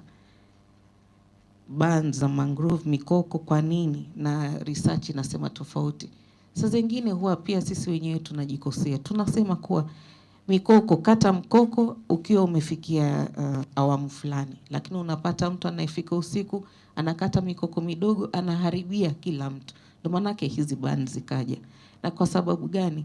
Lamu ndio iko na the biggest stand. Nikisema stand, yani eneo ekari la mikoko Lamu. Lakini ukija hapa Mombasa, Mkomani, ukipita Tamarin kuja kwetu ofisini Kemfrey, kulikuwa kuna mikoko pale, mikoko imeharibika. Mikoko ya Kibarani imeharibika. So inafikia tu sasa ni mikoko ya Lamu. So tukiachilia kuwa watu wakati wanavyotaka kiholela, mikoko itaharibiwa yote, itapotea. Lakini naelewa kuwa kweli watu wakifuata mikakati itakuwa ni sawa, manake serikali inaelewa hoteli ama nyumba, yani mkoko unadumu. So ni sisi wenyewe tuwezi kukubali kuwa kuna masharti ama kuna quotas, kata leo, ngojea mkoko miezi 6 ndo kate tena. Sasa ile tamaa katika sisi wenyewe binadamu tuipunguze. So mimi naona blue economy haijafa, lakini tu hatujaieleza kwa kimakini kwa kila mtu. Lakini naona tunafikia pale. Umeongea pia kuhusu wastewater treatment. Narudia na najibu na hilo swali, hii research iko wapi? Kemfrey ilienda ikafanya research Mombasa hii. Ikaangalia visima, wale wote wanaochimba visima vinafika wapi? So kisima cha maji chako kiko wapi na choo kiko wapi? Mmoja. Pia tukaangalia ni nani huyu ambaye anamwaya sewage baharini. Tukaweka points zote, yani naweza kujua ni nyumba yako ama ni hoteli yako ama ni hospitali au ni hoteli. Lakini baada ya hapo hizi ripoti zinapelekwa kwa Warma ama kwa county. Hatuwezi kuja kwako mlangoni kasema wajua kwa katika ile research yetu shaona choo chako na kisima chako kiko same place. Sasa ni pale, yani what happens once we have produced the research, the next level, what is it that they do with this research? Lakini na kwa kumalizia wastewater treatment, saa hizi tunafanya kazi na prisons Shimo la Tewa. Manake pia pale kuna mwayo wa but inakuwa treated. So the thing is, treatment, watu wameelezwa wanafaa kutreat vipi alafu waweze kumwaya. Lakini watu wengi wanangojea usiku wa manane, wanaachilia tu vile vile. Lakini sasa pale Shimo la Tewa tunatengeneza constructed wetlands na huu utafiti. No. So it is possible, and on the digitization it is happening. So we, at some point I'm sure, wangu kizuri yakiachiliwa hamna wasiwasi. Asanteni.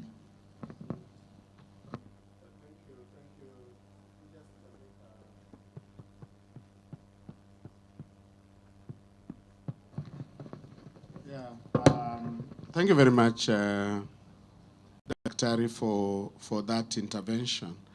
I like the fact that you are saying, look, as scientists, we do the work, then we hand over our research findings to policymakers, and it becomes now their responsibility to take over the research because they are the policy makers, and to implement the recommendations from the research. And sometimes it's very difficult for us as researchers to follow up because that's outside of our domain as researchers. And I think that is a very important point you have raised because it suggests that there are certain partnerships that are required. For example, that's where now we start involving civil society, who then now demand accountability of the politicians and policymakers to implement the research recommendations that have come from the research institutes. And I think that this linkage between research institutes, policymakers, and civil society is really, really critical. And that we do this systematically and deliberately. I think that with regard to the whole question of again, partnerships. You've again mentioned that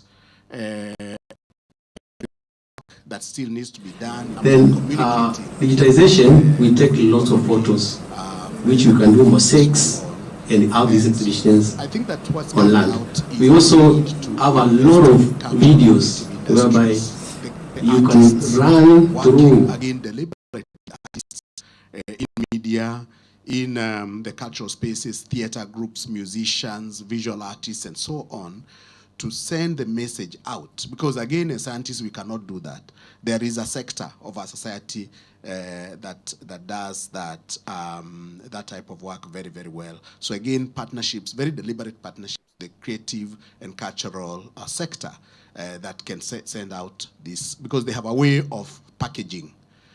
So how do we systematize the partnership? And again, I mean, again, great stuff. The blue economy is still alive. The fact that seaweed farming, the fact that women, are now swimming, so challenging certain cultural stereotypes, and being, that women are now able to dive, they're able to do stuff in the ocean, which was resisted, socio-culturally before, but that you are breaking barriers. That this is actually happening again. Very, very, very, very important. Very, very important work. So the diversification of the food options, because the more we limit the choices because of the ways in which we are engaging with the ocean, the more malnourished our people become. So how can we diversify foods that come from the ocean through research, and again communicating with the people that this is edible, this is possible, this is found. So do we, maybe you keep this type of dishes off for a while as it multiplies before you go back, and so forth and so on. So again, very important comments and interventions that you have made. Caesar, still many questions. Can you step in? I think that I saw a couple of questions that were pointed towards you from Athman and so on. Yeah. That's what. Maybe you pick this one. Thank you so much. I'll try to answer some of the questions. It's raised by Dr. Athmalali about destruction of underwater cultural heritage. I want to take you back to the legal framework in Kenya and also within the National Museums of Kenya Heritage Act. There's a provision actually that talks about cultural heritage impact assessment before any major development is undertaken. And National Museums of Kenya actually has been very focused on this. We have undertaken a number of these impact assessments. I think in Lamu, before the port, there were some studies done and recommendations raised. Before the construction of the seawall in Fordizas, I personally was involved in the impact assessment because we have a number of sites in fronting Fordizas, and we have to make sure the sites are protected against any negative impacts of the seawall. So I was involved in ensuring and undertaking mitigations underwater. And one of them was to actually do netting. We normally use a material called fabric netting. So you cover the entire site underwater and ensure that the netting is placed in a way that it can trap sediments underwater. So the flowing sediments will form a layer over the site. So that was done for Sant Antonio shipwreck. Another shipwreck that is near Fordizas is the Sussex, which is just opposite near Mombasa Hospital, and close to State House. We did sandbagging to create a wall and that wall cuts the impact of the waves. So the seawall is constructed. The result and effect will be energy that the sea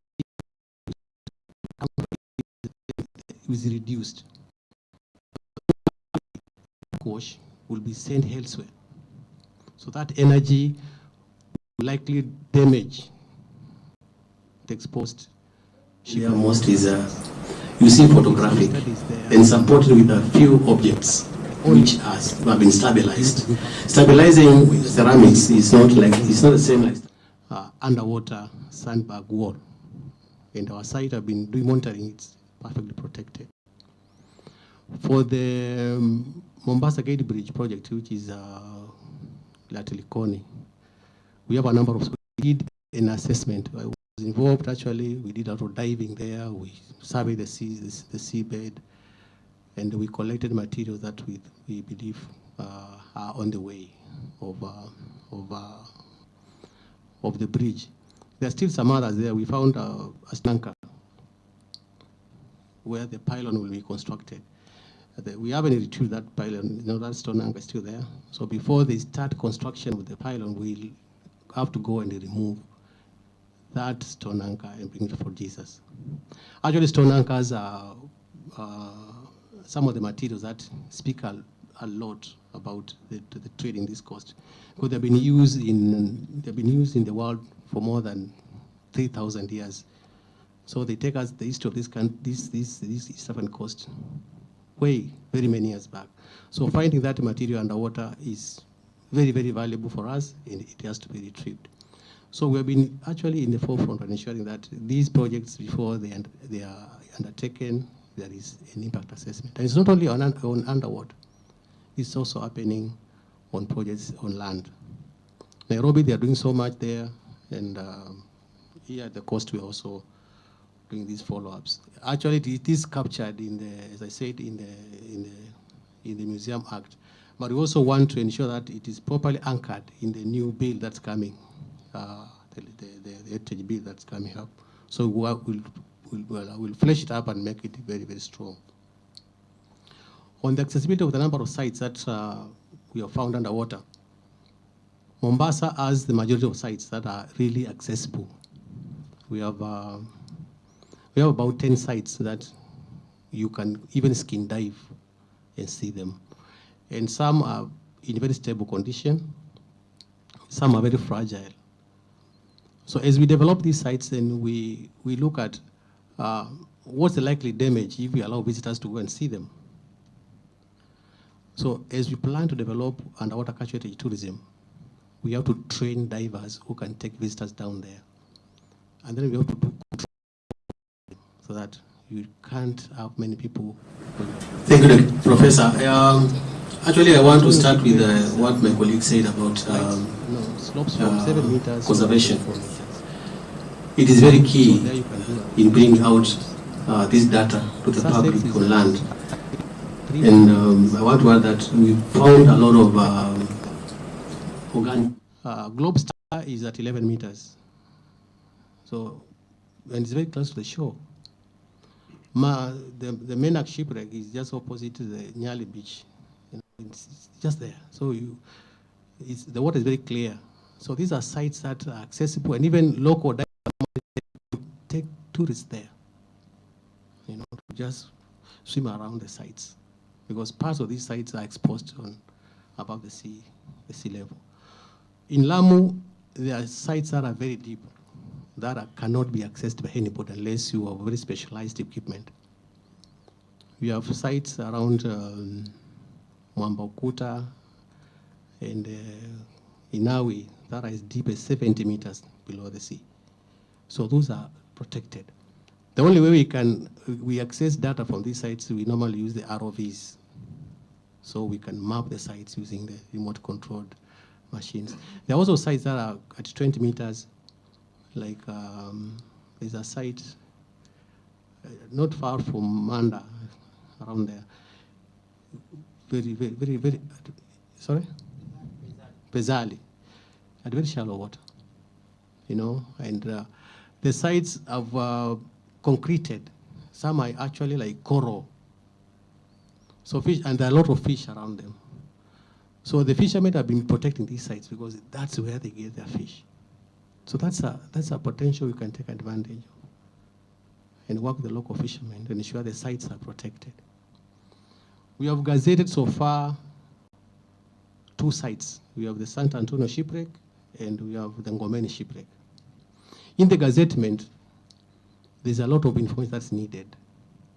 And of course, working underwater is not like working on land. It's extremely very expensive and it's also very dangerous.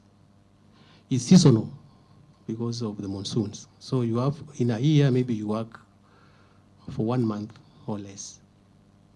So it takes time to collect this information from underwater. And also, the personnel, the trained people who are doing these things. It's only me in this country who is doing this underwater archaeology. And it's so difficult because I have to work with local divers who have no idea about how these things are done. So I have to take time to train them to understand the value and the importance of ensure that they don't remove anything underwater. And I'm happy to say they've been very supportive. Most of the divers in this country, they understand now. You've done so much public awareness among the local fishermen and the divers. They're even handing over some materials which are washed to the beach and they bring to the museums. So we've done a lot. We've come from very far, actually, as Dr. Lalia said, and we have a lot of potential. We need to train more people in the underwater archaeology. We need to set up facilities, and we need to equip the museums fully with the right equipment and personnel. We have to increase awareness because the potential in underwater archaeology in this country is enormous. I've recovered submerged settlements in Tanzania around the Mafia Island. And we believe this is one of the most ancient settlements that was trading with the Roman Empire around the 1st century AD. So there's a potential in Tanzania around the Mafia Island that they can take advantage of and develop tourism around these areas. Kenya is blessed with a very developed dive industry. Nearly every hotel has a dive shop. So these are partners that we work with and we can bring on board to ensure that the underwater cultural heritage is brought out. The media, I've tried to work with the media in the underwater, but most of the guys who are in the media, they hardly can dive. So it's true, I've tried to bring the media on board in many of my expeditions underwater, but not a single diver, not a single newsman can go under the water. So they have to depend on us going down and bringing this information for them. And I've supplied so much information to the media. I think there's a lot of information in the media. There's a lot even on the internet, which is available. So the media doesn't have maybe to come to me to collect this information. You can just go to the media and pick this information and you can highlight that. When you do these projects, we always call the media to come, you see. So the media has to invest. The media has to take time. You know, I've realized there's so much interest the media will move to the politics and stuff like that. They overlook some of these very, very important things that can help this country. Because there are so many researchers who are doing a lot. But you hardly go to Kefri and talk to them, ask them, what do you have that we can bring out? Do you take time to go to the museum and ask the museum what you have? Well, this information is for free. The museum will not sell you this information. It's for the public interest. They will give it to you. So the media should come to the museum. They should go to the other offices that are doing so much. They go to Kikobe, collect the information, and highlight the public.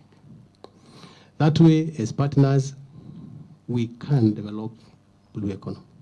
Thank you, Professor. Thank you very much. Thank you very much. I think that, media journalists are not divers. I think we need to invest there. I think we need to invest in scholarships for, it's really a pity that we have only one underwater archaeologist in Kenya. I mean, really, really, really, really, we do need scholarships for archaeologists who can work underwater, period. I mean, that's it. We must have archaeologists who can work underwater to work with Dr. Caesar. I mean, it cannot be the case that only one person in a country of 50 million people can do the work underwater. It's unacceptable. So we must take this as an advocacy issue and engage with it to ensure that it's the support that he requires in that work.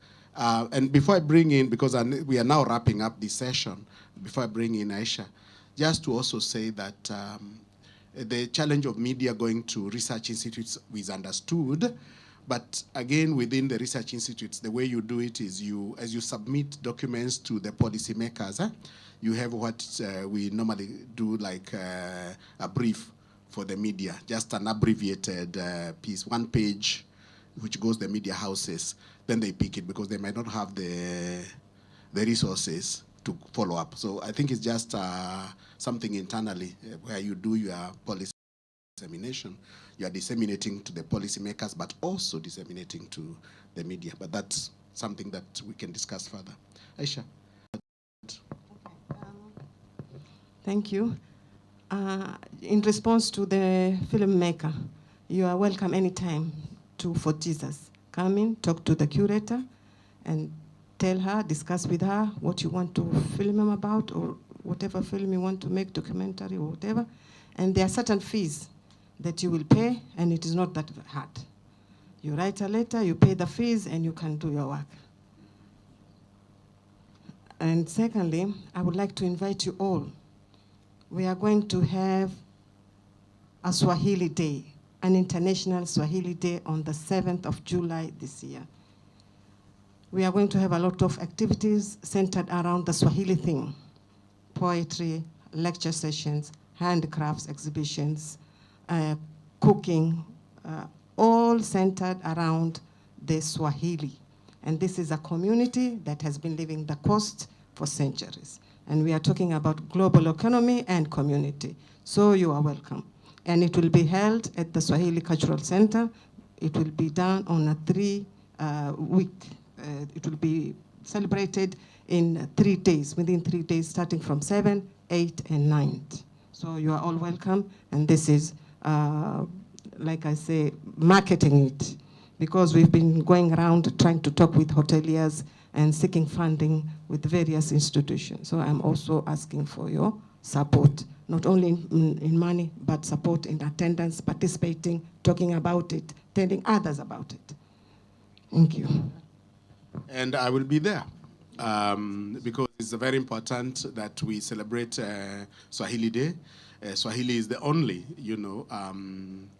Pan-African language spoken at the African Union as an official, as well as a working language at the African Union. It is spoken by over 200 million people. Over 150 universities in the United States teach it. It's broadcast globally. It is a very important part of our heritage. And therefore, we need to be preparing ourselves for the 7th of July, and we shall come to the coast. And I will definitely come to the coast, inshallah. So, I think we come to the end of this session. I would like to wrap it up because I can see a couple of hands. I don't want to give space. I'm sorry, with all due respect, because we need to transition a little. And then once we transition, we'll move on, because I think the issues that are raised can come back in consequent sessions. Okay, let's give it up to the panelists with a clap, guys. Thank you. Thank you very much. Thank you very much, colleagues. We will now take a short break, then we'll come back. We'll continue with other issues. Thank you.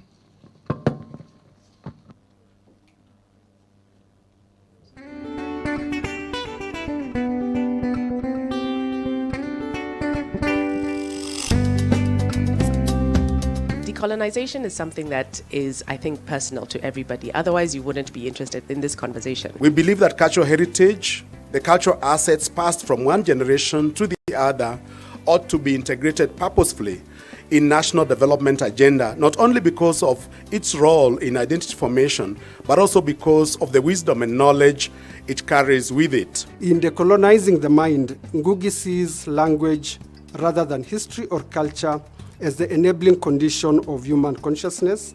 The choice of language and the use of language is central to a people's definition of themselves in relation to the entire universe.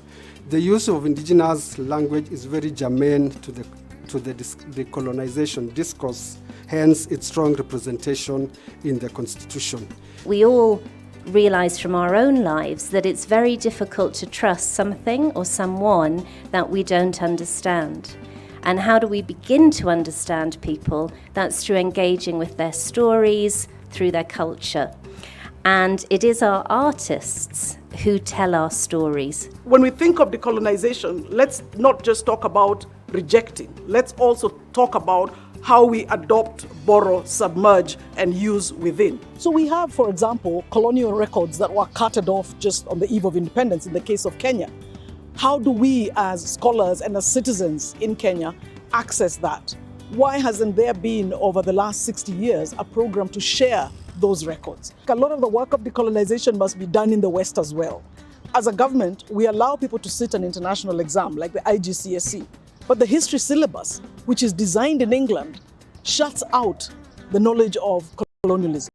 If you ask your Uber driver next time you're in one, museum kuna nini, what's in the museum? They'll say, uko ni kwa nyoka. And that's what they know. So if we go forward and with the Google team, then take a glimpse, a picture of what we do in some galleries, they have an idea, and that will push them to come. It's been quite a learning about decolonization, and this assumption that we should do like another continent and have one language is all wrong. We should celebrate our slang, our sheng, and how it evolves every 5 minutes. We should celebrate who we have been and use it to design a future that we behold. So it's been very inspiring. Our culture is not only growing but ever evolving, and that we are just as responsible. The mandate is as much on us as it is on the people that we call our academics or curators to keep it going and to keep it growing. That's one of the big things for me.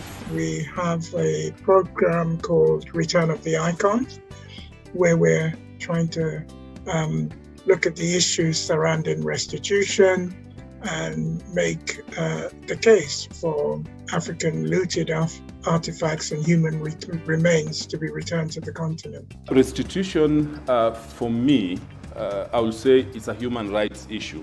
We have to look at how these objects left the continent. It is very dangerous to think of heritage as material object stored in the past. Wow, this has been, I think, the most thought-provoking symposium I've ever sat in.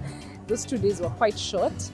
One of the key things I'm taking away is, one, there was affirmation because a lot of our work is around our culture, that we are doing the right thing. And also just being reminded that culture, if it doesn't mean anything to the people who are connected to it, then it's dead. We have to take it back to the roots. And also, we cannot run away from technology. If we need to make culture and heritage, accessible for the future generations, and if we need to preserve it better, then we have to inculcate technology and embrace it so that we do not lose the important culture that we have. The creative industries, as we know, has a role in helping to drive the change in laws and behaviors of people. Most African cultures had, and in fact a lot of them, had women primarily as the builders, like the Maasai and the Matobo women from the Southern Africa part of Zimbabwe. They were able to do this like it was normal to have a woman on a roof building. The capacity of the human brain, some people say we don't even use 10% of it. That means we can accommodate many languages in the same brain. And in Africa, that's the reality.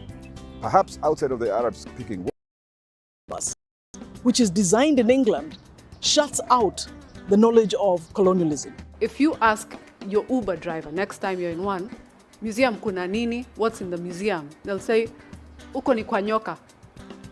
And that's what they know.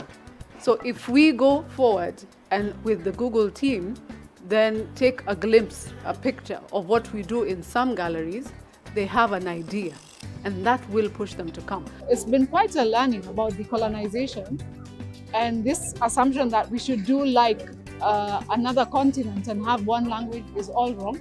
We should celebrate our slang, our sheng, and how it evolves every 5 minutes. We should celebrate who we have been and use it to design a future that we behold. So it's been very inspiring. Our culture is not only growing but ever evolving, and that we are just as responsible. The mandate is as much on us as it is on the people that we call our academics or curators to keep it going and to keep it growing. That's one of the big things for me. We have a program called Return of the Icons, where we're trying to look at the issues surrounding restitution and make the case for African looted artifacts and human remains to be returned to the continent. Restitution, for me, I would say it's a human rights issue. We have to look at how these objects left the continent. It is very dangerous to think of heritage as material object stored in the past. Wow, this has been, I think, the most thought-provoking symposium I've ever sat in. Those 2 days were quite short. One of the key things I'm taking away is, one, there was affirmation because a lot of our work is around our culture, that we are doing the right thing. And also just being reminded that culture, if it doesn't mean anything to the people who are connected to it, then it's dead. We have to take it back to the roots. And also, we cannot run away from technology. If we need to make culture and heritage, accessible for the future generations, and if we need to preserve it better, then we have to inculcate technology and embrace it so that we do not lose the important culture that we have. The creative industries, as we know, has a role in helping to drive the change in laws and behaviors of people. Most African cultures had, and in fact a lot of them, had women primarily as the builders, like the Maasai and the Matobo women from the Southern Africa part of Zimbabwe. They were able to do this like it was normal to have a woman on a roof building. The capacity of the human brain, some people say we don't even use 10% of it. That means we can accommodate many languages in the same brain. And in Africa, that's the reality. Perhaps outside of the Arab-speaking world, in the rest of Africa, you're very difficult to find somebody who is monolingual. Everybody's either bilingual, trilingual, or even more. We are talking about reclaiming our heritage. We are talking about bringing back, restitution of what has been lost. Now, true enough, a lot of things have been carried away from Africa to Europe, physically. But language has not been taken away from us and taken abroad. It is here with us. It is us who are refusing to use it. The whole process of decolonization of the mind, going back to the roots, must start with the language. It's so easy when we're looking at clothing and accessories to interact with cultural heritage from a very kind of like distance place. So we go to the museum and we see photos of all of this incredible ceremonial dress. It's in fact a matter of urgency that we interact with this cultural memory without the glass. How do we make products from across the continent readily available within the continent? And I think that once we do that, a lot more people will be more than happy. Because in terms of the desire, I think that the desire has always been there. Some of the challenges that we currently face have solutions elsewhere. How can we use technology not only to archive, but also to create a culture using the various platforms? Looking forward to also implementing what we've learned, developing our cultures, developing our city together, and also, bringing all the resources that are here in Nairobi to Nakuru, It was a big reminder when we say culture is the foundation of the nation, which is Article 11 of the Constitution, how important culture really is. I think it's an article that we often say, and then we think it doesn't have meaning. The fact that we need to embrace our culture, the fact that we need to be the people pushing for us as Kenyans, as Africans, to be in the front line in adopting our cultures. Unaweza kwenda kokote, unaweza fanya lolote.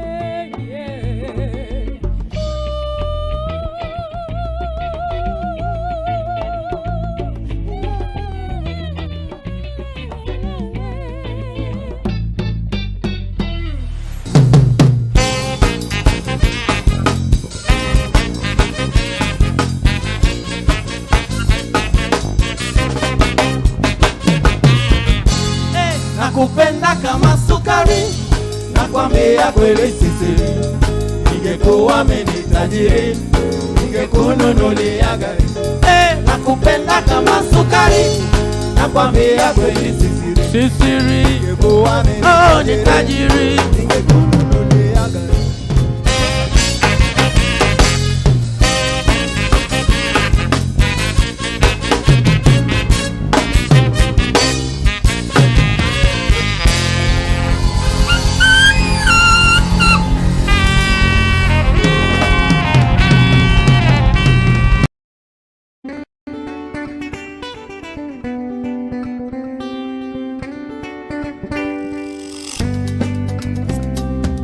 Decolonization is something that is, I think, personal to everybody. Otherwise, you wouldn't be interested in this conversation. We believe that cultural heritage, the cultural assets passed from one generation to the other, ought to be integrated purposefully in national development agenda, not only because of its role in identity formation, but also because of the wisdom and knowledge it carries with it. In decolonizing the mind, Ngugi sees language rather than history or culture as the enabling condition of human consciousness.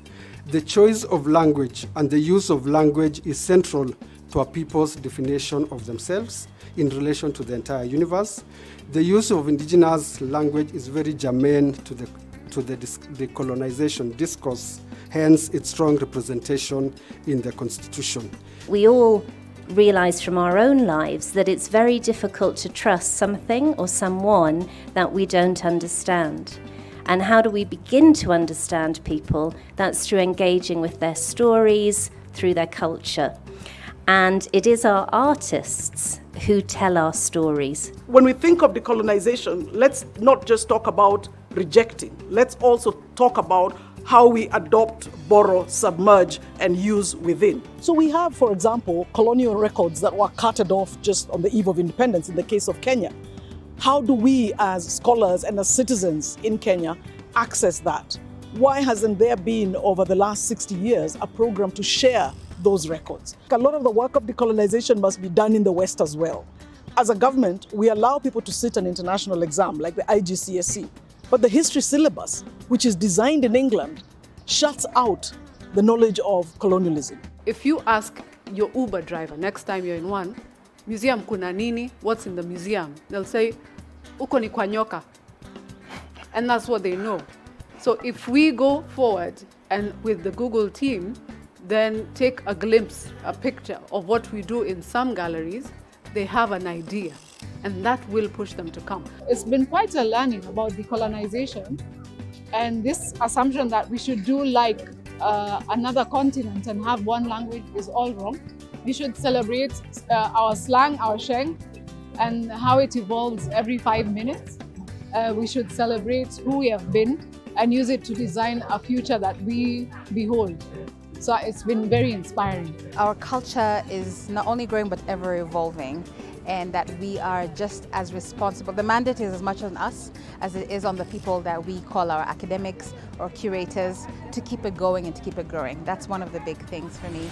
We have a program called Return of the Icons, where we're trying to look at the issues surrounding restitution and make the case for African looted Africa. And also just being reminded that culture, if it doesn't mean anything to the people who are connected to it, then it's dead. We have to take it back to the roots. And also, we cannot run away from technology. If we need to make culture and heritage, accessible for the future generations, and if we need to preserve it better, then we have to inculcate technology and embrace it so that we do not lose the important culture that we have. The creative industries, as we know, has a role in helping to drive the change in laws and behaviors of people. Most African cultures had, and in fact a lot of them, had women primarily as the builders, like the Maasai and the Matobo women from the Southern Africa part of Zimbabwe. They were able to do this like it was normal to have a woman on a roof building. The capacity of the human brain Some people say we don't even use 10% of it. That means we can accommodate many languages in the same brain. And in Africa, you know that's the reality. Perhaps outside of the Arab-speaking world, in the rest of Africa, you're very difficult to find somebody who is monolingual. Everybody's either bilingual, trilingual, or even more. We are talking about reclaiming our heritage. We are talking about bringing back, restitution of what has been lost. Now, true enough, a lot of things have been carried away from Africa to Europe, physically. But language has not been taken away from us and taken abroad. It is here with us. It is us who are refusing to use it.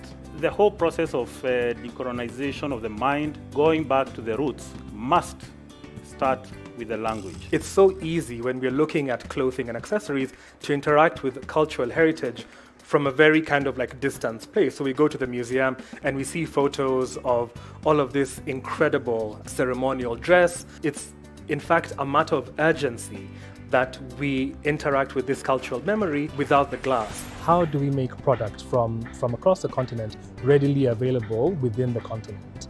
And I think that once we do that, a lot more people will be more than happy. Because in terms of the desire, I think that the desire has always been there. Some of the challenges that we currently face have solutions elsewhere.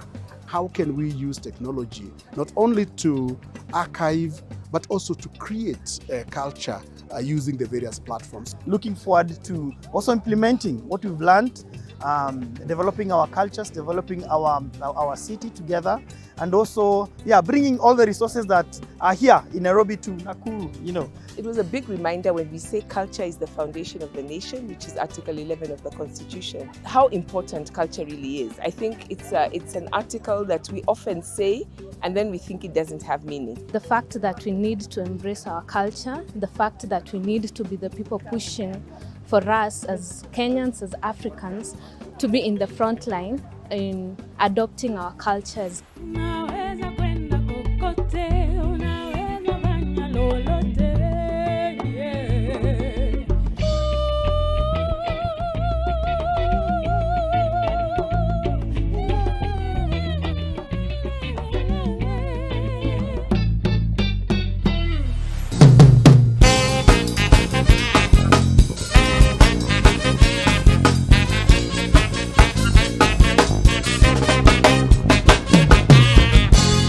Nakupenda kama sukari, nakwambia kweli sisiri. Ningekuwa tajiri, ningekununulia gari. Nakupenda kama sukari, nakwambia kweli sisiri. Ningekuwa tajiri, ningekununulia gari.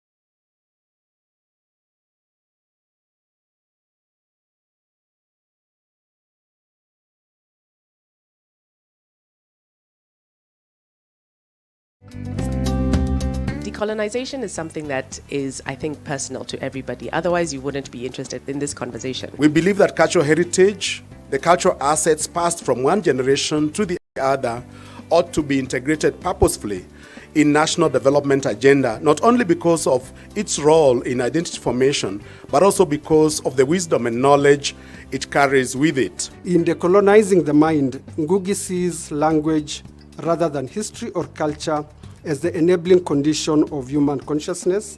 The choice of language and the use of language is central to a people's definition of themselves in relation to the entire universe. The use of indigenous language is very germane to the decolonization discourse, hence its strong representation in the Constitution. We all realize from our own lives that it's very difficult to trust something or someone that we don't understand. And how do we begin to understand people? That's through engaging with their stories, through their culture.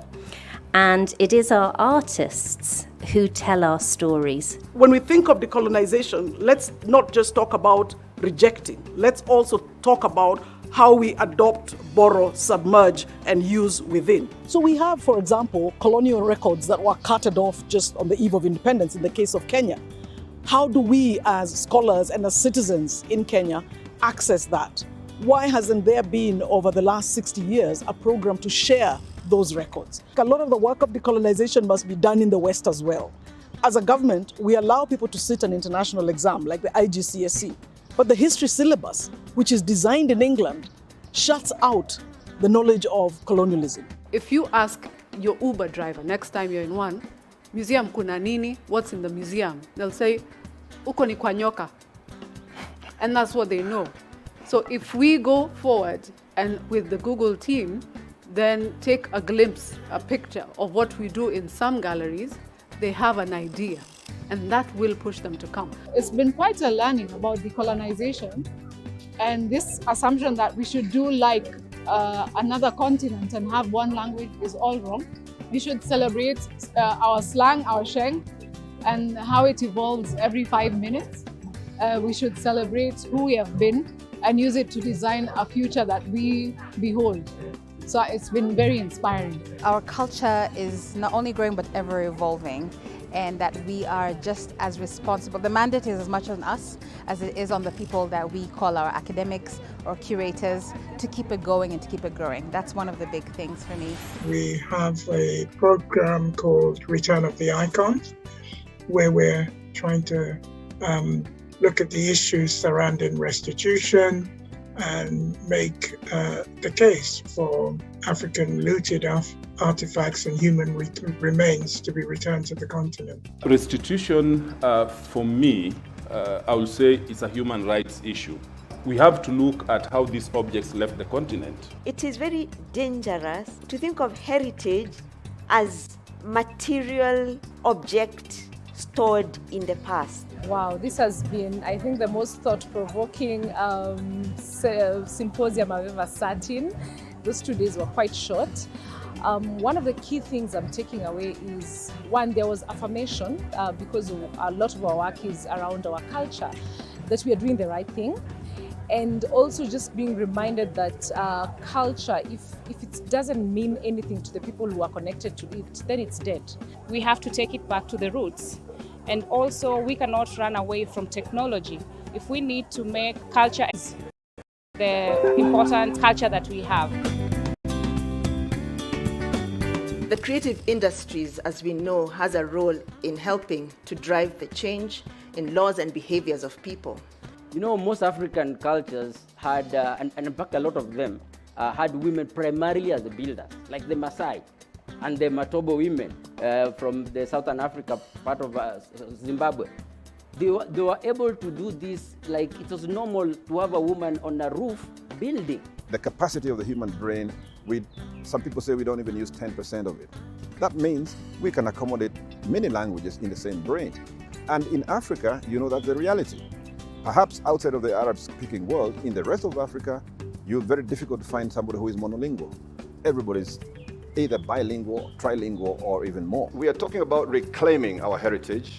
We are talking about bringing back, restitution of what has been lost. Now, true enough, a lot of things have been carried away from Africa to Europe, physically. But language has not been taken away from us and taken abroad. It is here with us. It is us who are refusing to use it. The whole process of decolonization of the mind, going back to the roots, must start with the language. It's so easy when we're looking at clothing and accessories to interact with cultural heritage from a very kind of like distant place. So we go to the museum and we see photos of all of this incredible ceremonial dress. It's in fact a matter of urgency that we interact with this cultural memory without the glass. How do we make products from across the continent readily available within the continent? And I think that once we do that, a lot more people will be more than happy. Because in terms of the desire, I think that the desire has always been there. Some of the challenges that we currently face have solutions elsewhere. how can we use technology not only to archive, but also to create a culture using the various platforms. Looking forward to also implementing what we've learned, developing our cultures, developing our city together, and also, bringing all the resources that are here in Nairobi to Nakuru, It was a big reminder when we say culture is the foundation of the nation, which is Article 11 of the Constitution, how important culture really is. I think it's an article that we often say, and then we think it doesn't have meaning. The fact that we need to embrace our culture, the fact that we need to be the people pushing for us as Kenyans, as Africans, to be in the front line in adopting our cultures.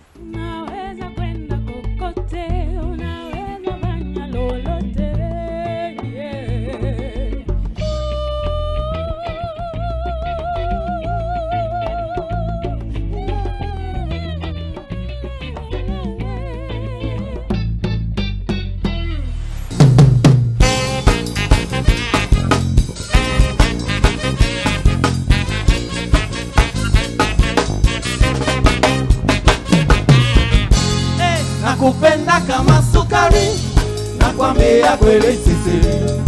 Ningekuwa mimi tajiri, ningekununulia gari. Nakupenda kama sukari, nakwambia kweli sisiri. Ningekuwa mimi tajiri, ningekununulia gari.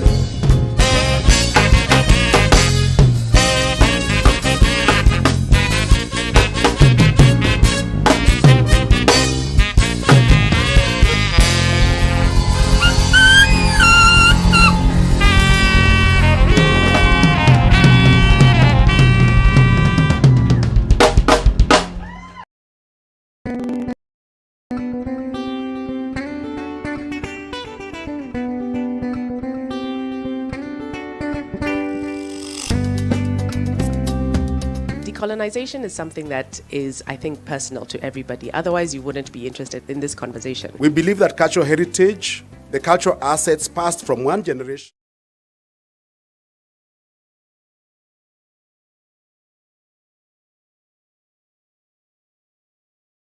also because of the wisdom and knowledge it carries with it. In decolonizing the mind, Ngugi sees language rather than history or culture as the enabling condition of human consciousness. The choice of language and the use of language is central to a people's definition of themselves in relation to the entire universe. The use of indigenous language is very germane to the decolonization discourse, hence its strong representation in the Constitution. We all realize from our own lives that it's very difficult to trust something or someone that we don't understand. And how do we begin to understand people? That's through engaging with their stories, through their culture. And it is our artists who tell our stories. When we think of decolonization, let's not just talk about rejecting. Let's also talk about how we adopt, borrow, submerge, and use within. So we have, for example, colonial records that were carted off just on the eve of independence in the case of Kenya. How do we as scholars and as citizens in Kenya access that? Why hasn't there been, over the last 60 years, a program to share those records? A lot of the work of decolonization must be done in the West as well.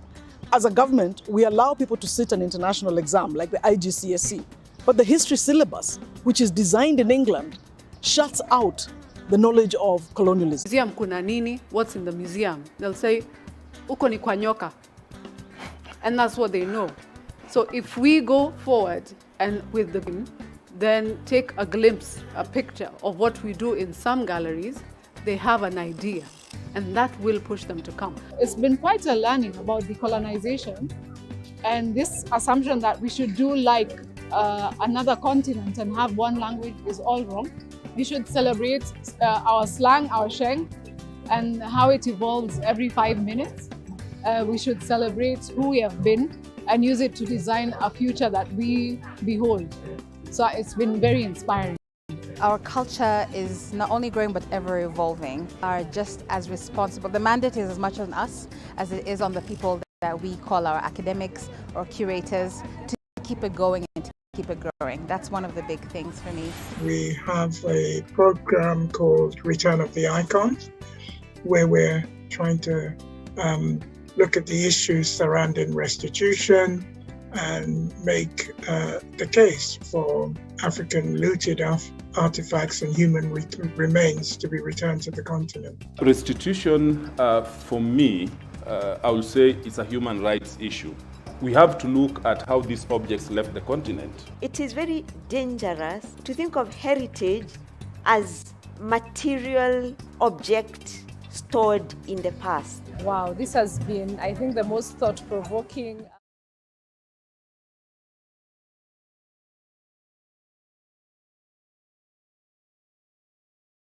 Started moving into the recommendations. Baadhi ya mapendekezo yanaanza kujitokeza katika mazungumzo yetu, and I like that. Your session ya kwanza imeenda vizuri sana. Nashukuru kwamba we got some very nice ideas.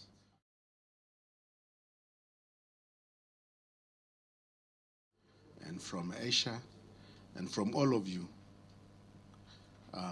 I think we have to stay again continually asking the question, what needs to be done? And some of those are questions about what needs to be done at the policy level, what needs to be done at the capacity development level, what needs to be done at the level of resources, financial resources, human resources, and so forth and so on. And what type of partnerships are required to deliver. Kwa hivyo kuna partnerships za serikali at the national level, county level. Kuna partnerships between institutions, whether these are research institutions, media houses, agencies, government agencies, type of relationships partnerships that are required between all of those with the civil society, because we cannot go very far without civil society. So again, how do we engage civil society in a consistent and deliberate manner? And of course, the creative sector.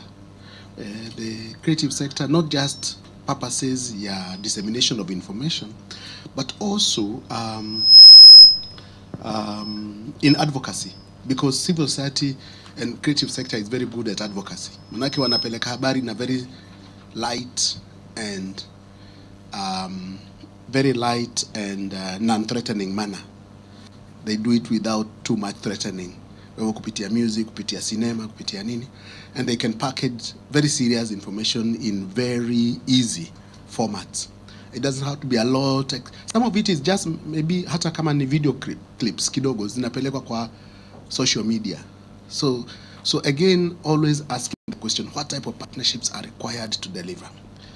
So we move to the next session, which is going to look at the cultural heritage and how that relates to historical and sacred sites.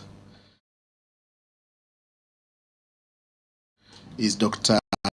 Kia Harith, who is a lecturer, a researcher, a scholar at Pwani University.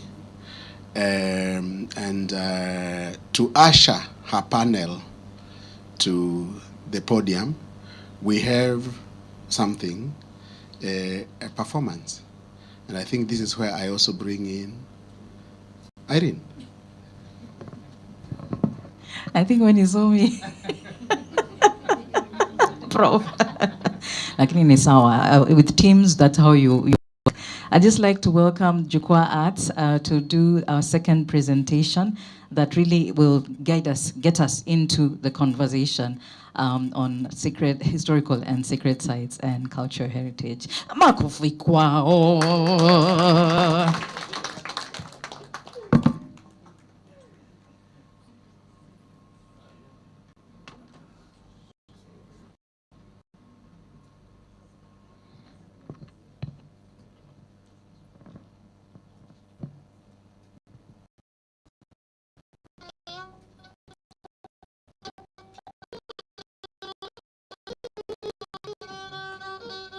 Ladies and gentlemen, the first part of this performance is a song that I wrote in Kikuyu, my mother tongue.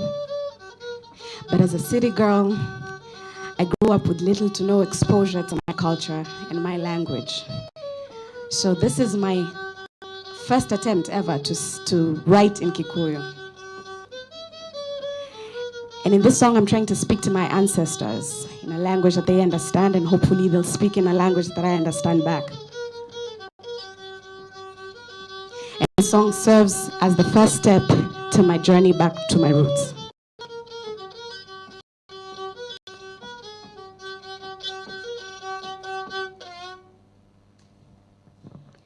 Shosho ashura dena kyoria kwemenya thea dikweda gothe mothe shosho ashura onyite woko kwemenya thea dikweda gothe mothe. Remember your royalty with the blood of a fighter, and this is your home. Thank you, Professor. Actually, I want to start with Don't lose your spirit, call on the Almighty. Negororia mai do makwairi maine. Korea teithio wakwa umaga. Negororia mai do makwairi maine. Korea teithio umaga. Bere bere bere bere bere bere bere bere bere bere bere dore bere bere bere bere bere bere dore bere kinyoke kahora.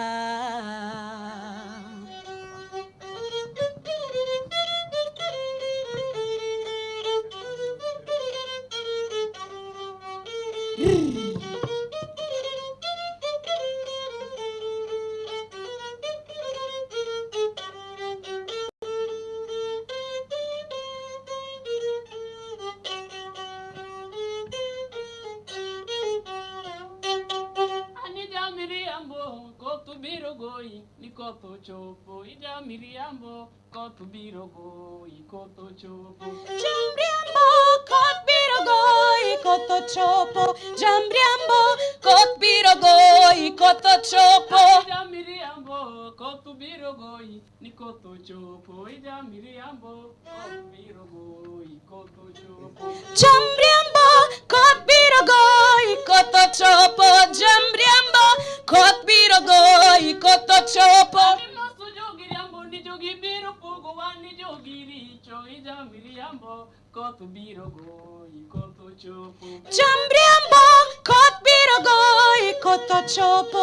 Jambriambo kot birogoi koto chopo. Noriti kora goyo tagwambo udelena katumoru ni bai bai kora gwambo udelena katumodi Jambriambo kot birogoi koto chopo.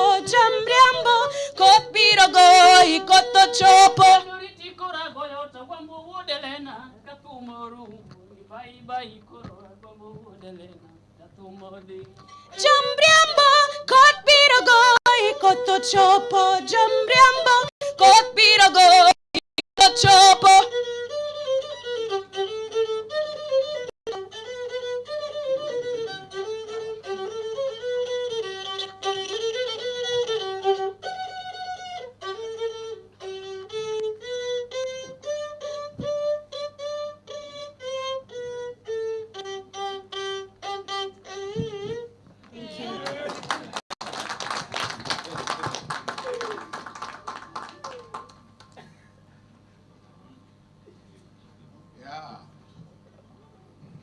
Thank you, Jukwa Arts. A clap for them again. Eh? You know, this heritage, both in terms of tangible and intangible cultures, our languages, our music, our performances, our ability to connect with the past emotionally, spiritually, to make us better human beings. Thank you very much. Thank you very much. I think at this moment now we bring in Dr. Rukia and her team to discuss this historical and cultural heritage and its connection. As I said, Dr. Rukia is a researcher, a lecturer at Pwani University, and she has been doing quite a bit of work in the cultural heritage. And I must also say in public that we just come together from CU. So that is what we used. So we have been reasoned our concentration.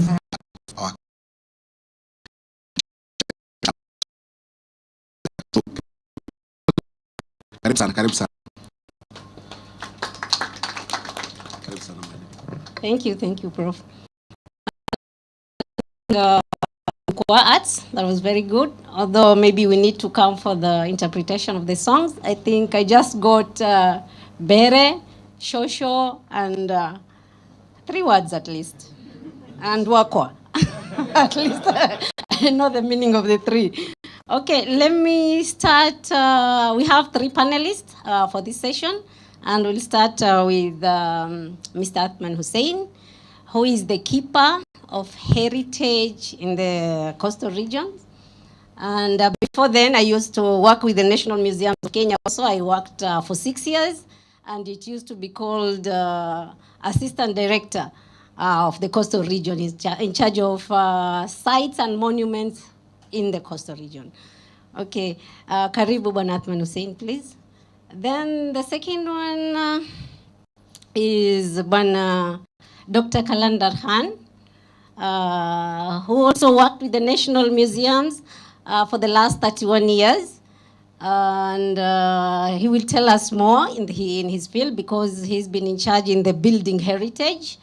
And he's now from 2020, he's working with TUM, that is Technical University of Mombasa, and in the Department of Architecture because he's an architect and also the chair in that department.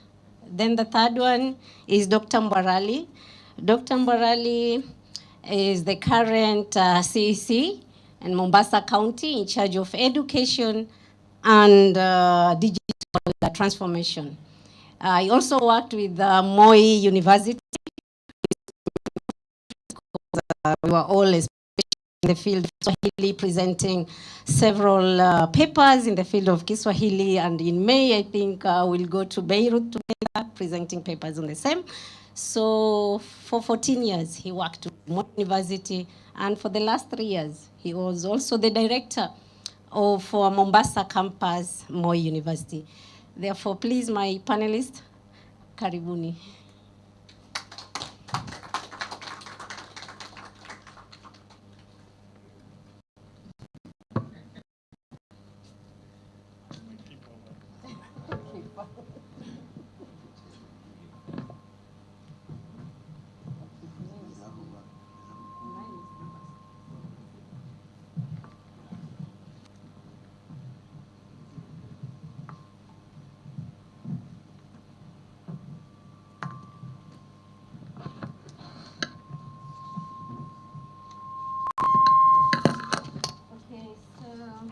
We can start because we are almost 20 minutes late. So we'll start with Mr. Athman Hussein straight away,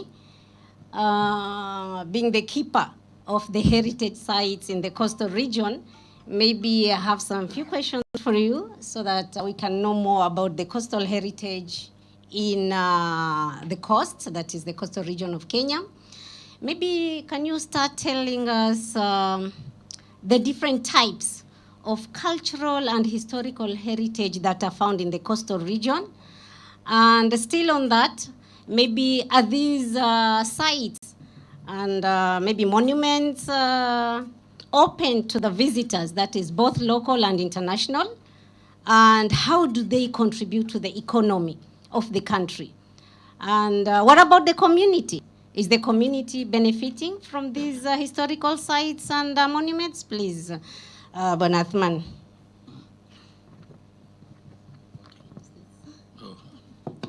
Okay. Thank you, Professor Rukia, for that wonderful introduction. As I've been introduced, I'm working with the National Museums of Kenya as a keeper of heritage. And within that large portfolio, I am everything as far as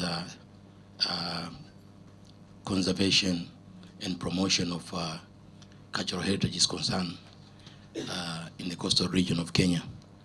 That starts from Vanga, Malungalunga, all the way to Kiunga, Lamu, and up to Taita Taveta and to Tana River. And I'm glad that we have a representation from Tana River, because most likely when we have such meetings, we hardly get anybody from Tana River, and by extension from Taita Taveta. In as far as the museology and the cultural heritage conservation is concerned, we say that those are forgotten counties. But of course, now we are not forgetting. All our programs right now include those two counties. Now, there's a lot to discuss actually as far as cultural heritage is concerned. You know, the coast of Kenya is basically the bedrock of cultural heritage, built heritage, and hundreds of monuments. And really speaking, for me to stand here and discuss about this particular subject, I feel I'm so much, I'm a dwarf actually, because here we have in this table Dr. Kalanda Khan, who has been my mentor for many, many years. And of course, in front of me also I have Bana Jimbi Katana, who is a sage as far as conservation and management of cultural heritage is concerned. Then, of course, we have Dr. Athman Lali, who has mentored almost every one of us in the museum. I worked with the museum for close to 29 years, set to retire next year. So I'm not that young, of course. But thanks to whatever the wealth of information that I have, thanks to the 3 people and many others that I've worked with within the field. Now, the coast of Kenya has got close to 900 cultural heritage sites. And interestingly, the only person probably beside Athman Lali who has visited almost all these sites is Bwana Philip Jimbi Katana.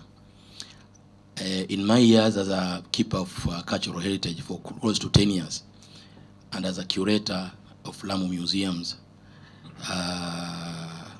I've only visited only a quarter of these sites. Some of these sites, they are really challenging to access them. They are very far.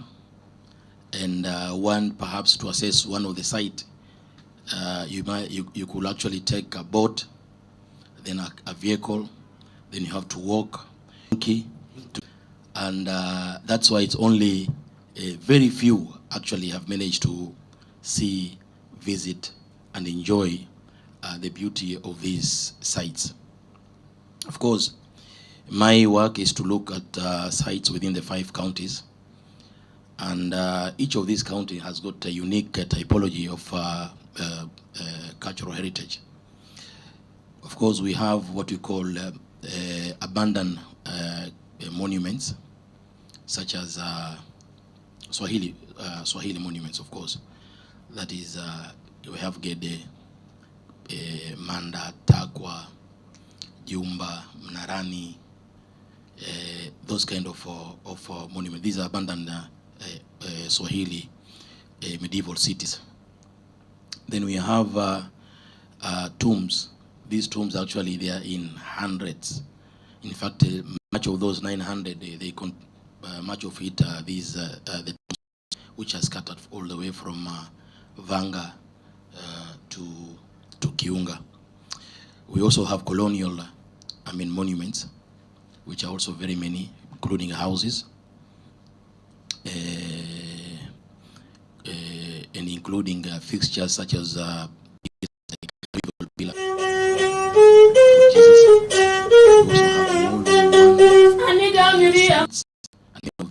actually are found in Taita Taveta and Kwale, where recently, over the last 10 years, we've taken a lot of interest in the patrimony of Taita Taveta.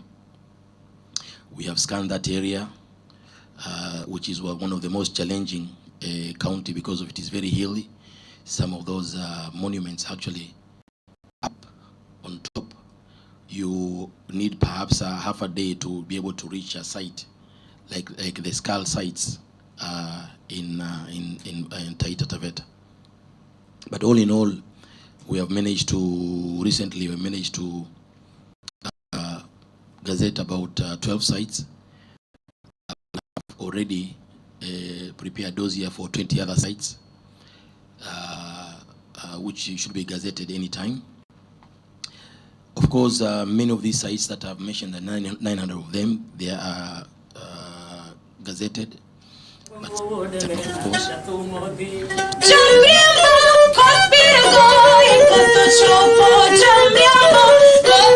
it is an area that we inherited from the colonial past.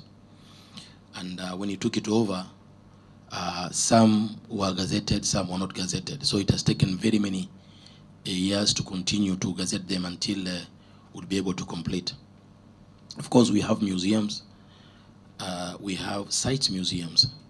We have about 12 sites museums. We have about 5 also museums. Now, site museum, for instance, is like Gede, Mnarani, Jumba, Pate, as well as Takwa. These are so-called site museums where you interact with the Swahili past. We also have museums such as Malindi. Fort Jesus is a World Heritage Site, but at the same time, inside of the fort, there is a museum.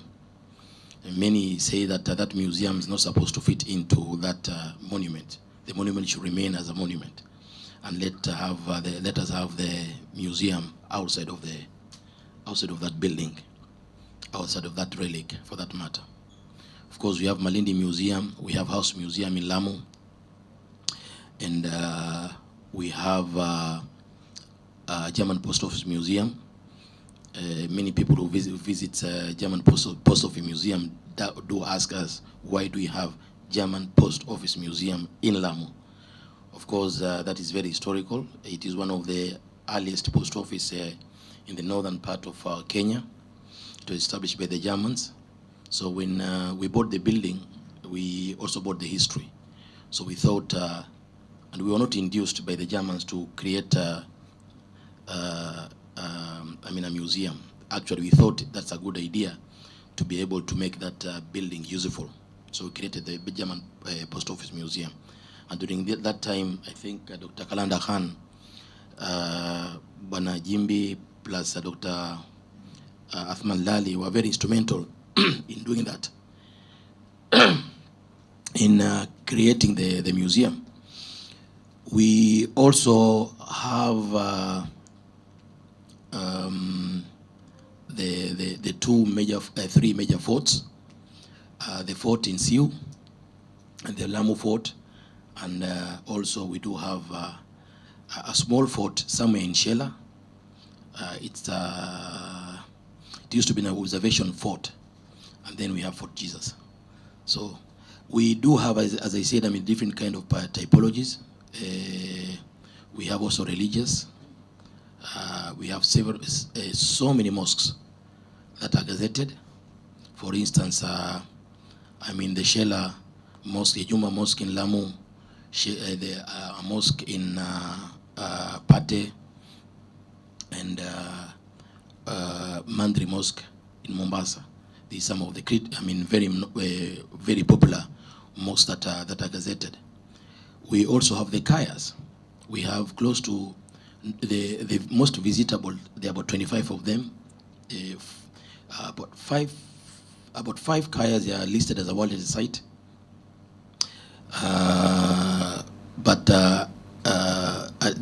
According to the community, we could have as many as even 65 sites, kaya sites. The reason it is some of these sites actually been taken over, been grabbed by private developers. Now, coming to the subject matter, after having done that introduction, cultural heritage, we do conservation for a purpose. We do promotion for a purpose. Cultural heritage basically is a food for tourism, for cultural tourism. Without Gede, and of course, you will have less visitors perhaps in Malindi. Many of them, they'll be going to the beaches and the hotels, but they will not be able to enjoy that interaction with those kind of monuments. So in a year, the National Museums of Kenya is supporting tourism through pulling in or attracting close to 30,000 visitors who are specifically coming to visit and interact with our monuments. And one of them, the key one, of course, is for Jesus, is Gede, which sooner than later will be listed as a World Heritage Site. We already presented the Bodosia, and we believe that this year or perhaps next year, Gede will also be another World Heritage Site. We do have, of course, for Jesus, Lamu. We wanted to list also Mombasa Old Town. Unfortunately, we were told that it's already, there are several contemporary buildings that have actually emerged, different corners of that old town. So as a result of that, we were told that one cannot be listed, but we are able to list for Jesus. Then we have the Kayas, of course. So if we add with Gede, then we'll have at least 4 in the coastal region. And as I said, and I told Professor Kimani that I'll be discussing cultural heritage in the context of the coast, not of the whole country.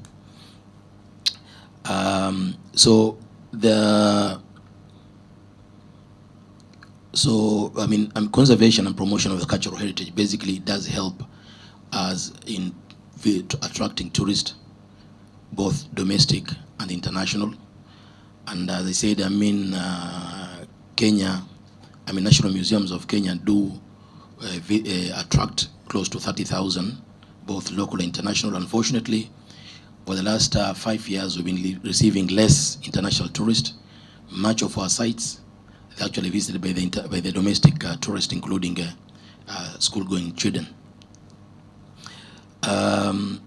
In terms of sustainability and how some of these sites actually are benefiting the local community, of course, we are yet to be able to harness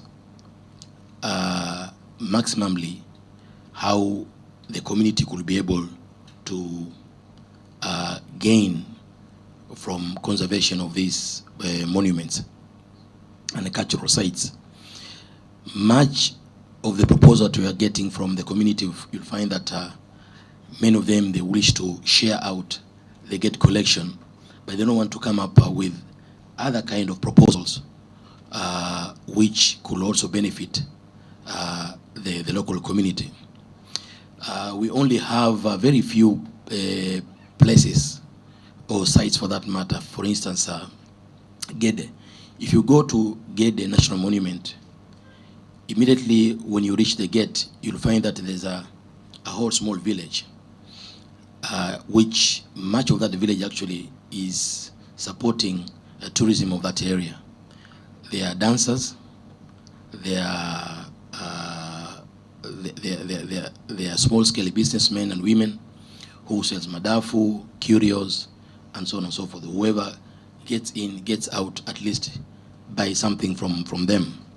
And of course, the second one is for Jesus. But we hardly have the same kind of organized kind of communities which does benefit directly apart from the 2 sites. So as we go on with this discourse, I think there's a need for us to see how the best way other sites could also benefit out of conservation and promotion of these sites. Recently, we and the extension from we were actually on the verge of opening up a new conservation center for World War I. Those are forgotten counties. But of course, the first thing the community had asked us is how could they benefit out of this particular museum in that matter. And we told them that there are very many ways, an array of things that they can do. One is to set an organized kiosks where they can sell curios, handicrafts, textile, the Taita Taveta is well known when it comes to basketry. That's an area which they could also take advantage. But many of them were asking us, will they be able to get a cut of out of the gate collection? This is the thing. No one wants to be creative. If you go to other countries, for instance, many of us, from the museum, we have traveled in many, many countries and have seen, for instance, Napoli, in Pompeii. Immediately when you get into Pompeii, there is a whole village, all benefiting out of the tourists that are going to Pompeii, who are going in hundreds. And you see everything. They are selling. It starts from Vanga, Malunga, all the way to Kiunga. So we are yet to reach that kind of level where our community is able to go with the same level that they're able to produce things that can be sold or promoted within the sites. Even politicians, when they come to us, wanatuuliza, or they ask us, how can we be able to be part and parcel of sharing the gate collections? And we tell them that, we don't have to share the gate, because the gate collection we are getting is not that much. The money that we're getting from For Jesus, for instance, I will hardly pay the staff in 6 months. So at one time, I think when the county government were established, the Mombasa county government came in, wanted to take over the fort. So they thought they made a lot of money. So we told them, this is what we got. We get every year. These are the stuff that we must have, whether you like it or not. So after that, they need to show up. They realize that that's a going concern, actually, in as far as business is concerned. So, and that is the same case. In third world countries, that it is a money-making venture. It actually has two phases. It has a phase where these sites must be conserved, must educate particularly the local community first, or the national communities for that matter, and then the international community. It has to educate. That is the purpose. The purpose of having a museum, it is not to charge, because many of the museums in the world, including British Museum for that matter, is free. Why such a big museum, such a very healthy in terms of collections, will actually be free? Is because the United Kingdom government wants to make sure that everybody is able to get in and get educated. It's not about money. It's not about anything else, but it's about education. That comes first. So, but in third world country, this kind of context has not been absorbed by the government. They think that here we have museums should make money in this table, and that's why each time for us, if you go to the government to ask for support, we hardly get that. We do get some support, but we don't support compared to other government agencies, because the perception is that we do make our own money, but of course we make peanuts compared to what we are supposed to spend to maintain them. And you see, our Van Gogh, you have to make sure that it is well maintained. You can't keep a painting of $200 million or $100 million and then just leave it there like that. So if you have to maintain a site or a monument you have to, the government for that matter has to put a lot of money to maintain it, to ensure that it stay in perpetuity. So that is the, but our government, of course, has got very many priorities. Priority is not about conservation of the monuments, but we have hunger, we have issues, education issues. So all those must being be the keeper of the heritage so sites in the coastal region, conservation of maybe I have some questions for you so that we can know more about the coastal heritage. Although tourism depends so much on conservation and promotion of cultural heritage. Now, when about 3 years ago, the issue of blue economy emerged, one of the top officers actually came to my office and he asked me, we want to engage you guys to ensure that we also come in the blue economy. So I thought for a while, say that, okay, how can we come in? I know we can only come in as far as underwater cultural heritage is concerned, which is also part of my portfolio. Then after a longer discussion, we realized that, okay, we are supposed to be part and parcel of this because most of our monuments actually, they are lying within the shoreline.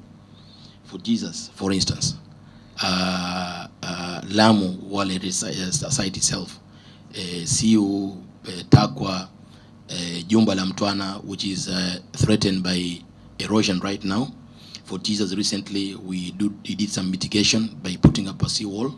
It also, at one time, 3-4 years ago, as my former boss used to say, it wants to go to the water instead of water going to the going to the fort.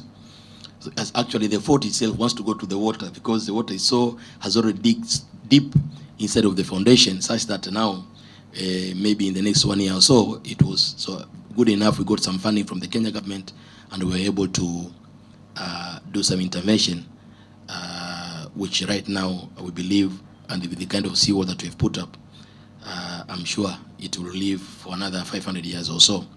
Of course, the same thing in let me talk about Vasco da Gama Pillar.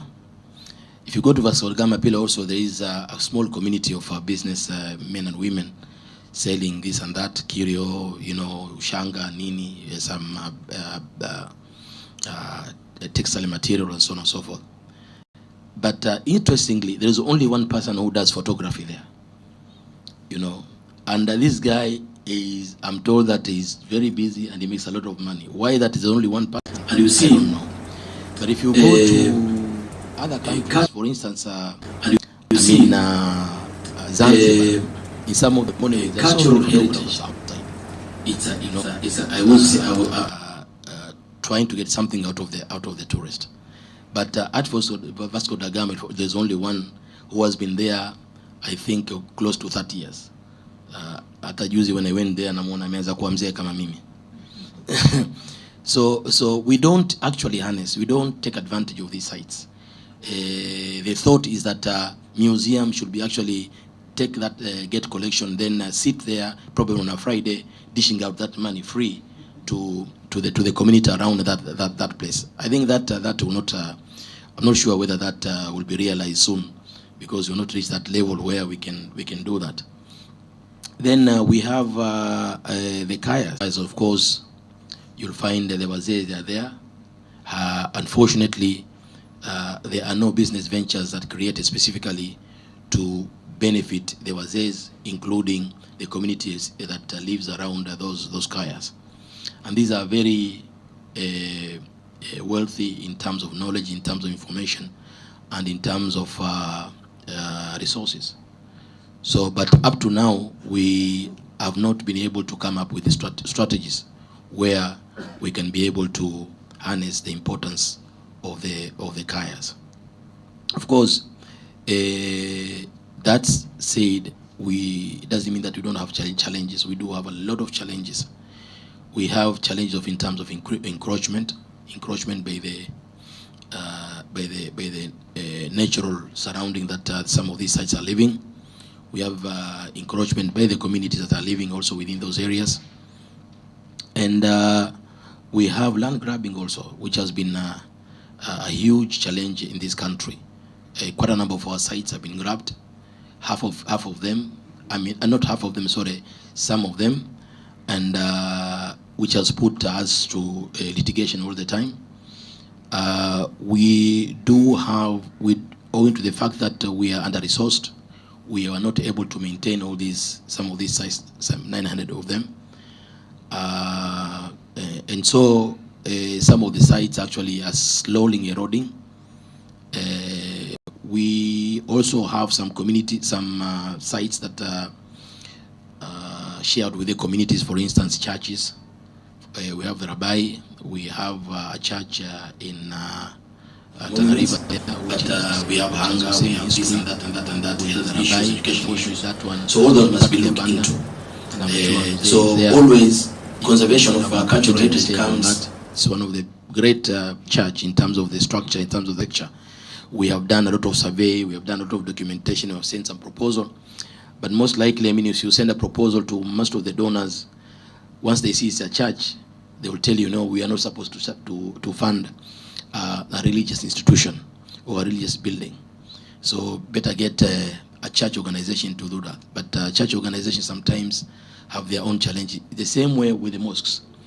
If you send a proposal to some of these even rich countries in Saudi Arabia, or in Middle East, they will tell you the same thing, that we are not into business of renovating mosques. But we can build a new mosque, but we cannot renovate an old mosque. So these are the challenges that sometimes we get. We also have right now a lot of push and pull between the National Museums of Kenya and the counties. The county feels that they're supposed to take over the entire management of the national museums. But that's not the case. We hardly get that. We did get some. They are supposed to take over the aspects of the museology, or the aspects of museums. That means that they are free now to create their own museums, and where it is necessary, we can also give our own museums to manage, if they have that capacity. But for them, they think that the counties, they can take over even the sites and monuments because they are actually under the National Museums of Kenya.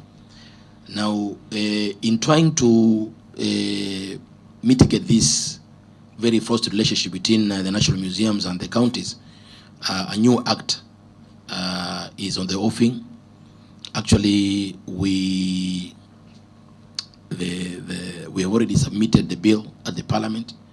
It has gone through first reading, and we believe that probably this year that law will now create a new organization that will be given the responsibility of managing all monuments and cultural heritage sites. Of course, taking out all aspects of the museums to the counties, so that the line will be now clearly drawn between the counties and the national government in as far as conservation and promotion of cultural heritage is concerned.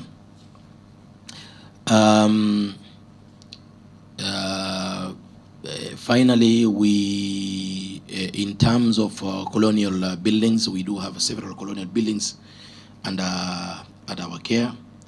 But most importantly, now we are cultural possibility of creating new products that World War I and war, tourism for that matter. And we are told that around the world there's specific tourism niche that is interested on war sites.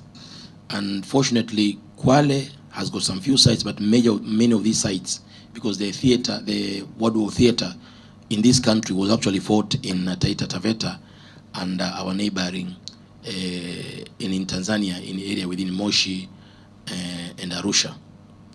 So we have started also to develop some of these sites with a view now to create that tourism niche for those who are interested in war tourism. So at this juncture, I will return the mic to the moderators if there's any question I can ask. Thank you, Banathman. Maybe you've told us the challenges that are facing the NMK, the part of the sites and monuments like the encroachment. You've talked of land grabbing and the county government. Maybe tell us something about climate change. How is climate change a challenge to these sites and monuments? And what is NMK doing in dealing with such challenges, please? Thank you, Madam Dr. Rukia. Climate change is real, and National Museums of Kenya has a first-hand information and experience in as far as that aspect. We have several sites that are threatened, utterly threatened by the character and the behavior of the ocean and the sea, for that matter. And one of them actually is recently was really threatened, was for Jesus. It was so good that immediately when we appealed through the media, the government very quickly came in. I remember one of the top, the president actually was telling us that that particular monument stayed for 500 years, and it would be so bad to go to the ocean during his tenure. So he wants to make sure that it stays another 500 years, and it goes to the ocean maybe that time, not not during his tenure. So immediately he allocated funds, and we were able to put up one of the very unique seawall ever undertaken in this continent. It's one stone is about 32 tons, and the contractor could not be able to get a crane specifically to lift this particular stone when it was casted. So it had to import all the way from abroad, and it came. It's a very funny kind of a crane when they were constructing this particular wall. The wall, it is designed in such a way that even if an atomic bomb is thrown to Mombasa, I can assure you nothing will move from that particular wall. And then after that, an idea came. We reclaimed about 2.5 acre of land that was created by the seawall, and now it's a fantastic, public area, which is going to be open very soon. Of course, the football area has already been open. Many of the youth now, they're enjoying that area. But of course, another site that was really actually part of the monument that was eroded was Jumba la Mtwana. If you go there, you'll find that a quarter of the mosque was actually has already been taken away by the waves and the movement of the ocean. Now we're also trying to do something. Then another site that also threatened was the pillar, Vasco da Gama pillar. Vasco da Gama pillar is so pronounced, such that it appears that globally it is much more known than even Malindi town itself. Because when that article featured that Vasco da Gama will sooner go into the water or going to be taken over by the ocean, we received so many communication around the world that monument should never be destroyed by the water. This and that and that and that. And also we quickly went and built a seawall. And actually right now we are analyzing the phase 2 of the project. And if you go there, you'll find that it is well maintained, a map that is well secured to enjoy. And in fact, the photographer there, because you can't keep to work in that place, because it really keep the visitor there now instead of earlier on when it used to be so rocky. You cannot enjoy anything other than you want to quickly get out. We have put up a facility, a toilet facility. There used to be no toilet over there, so kila mtu anajisaidia kila mahali. You see, so right now there's a very nice toilet has been put up. We believe that in the next 2 months the project should be handed over to the National Museums.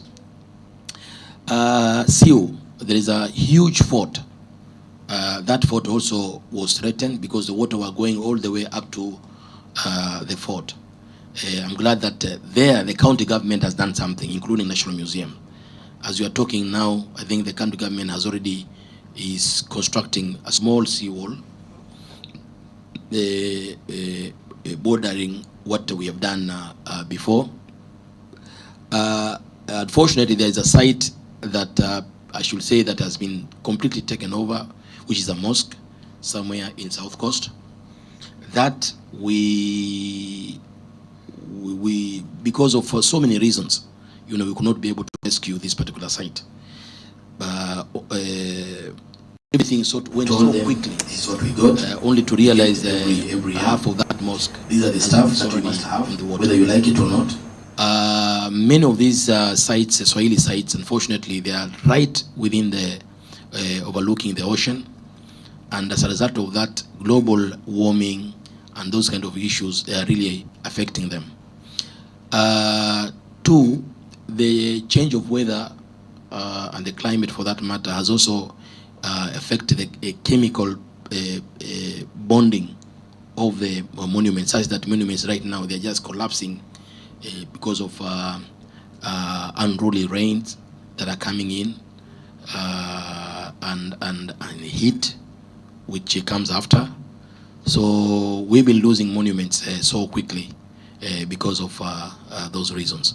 So in as far as the climate change is concerned, I think in future the government should really put attention to funding so that we can be able to rescue and also continue to maintain the sites in a way that they'll be able to live in perpetuity with us. Thank you. Thank you, Banathman.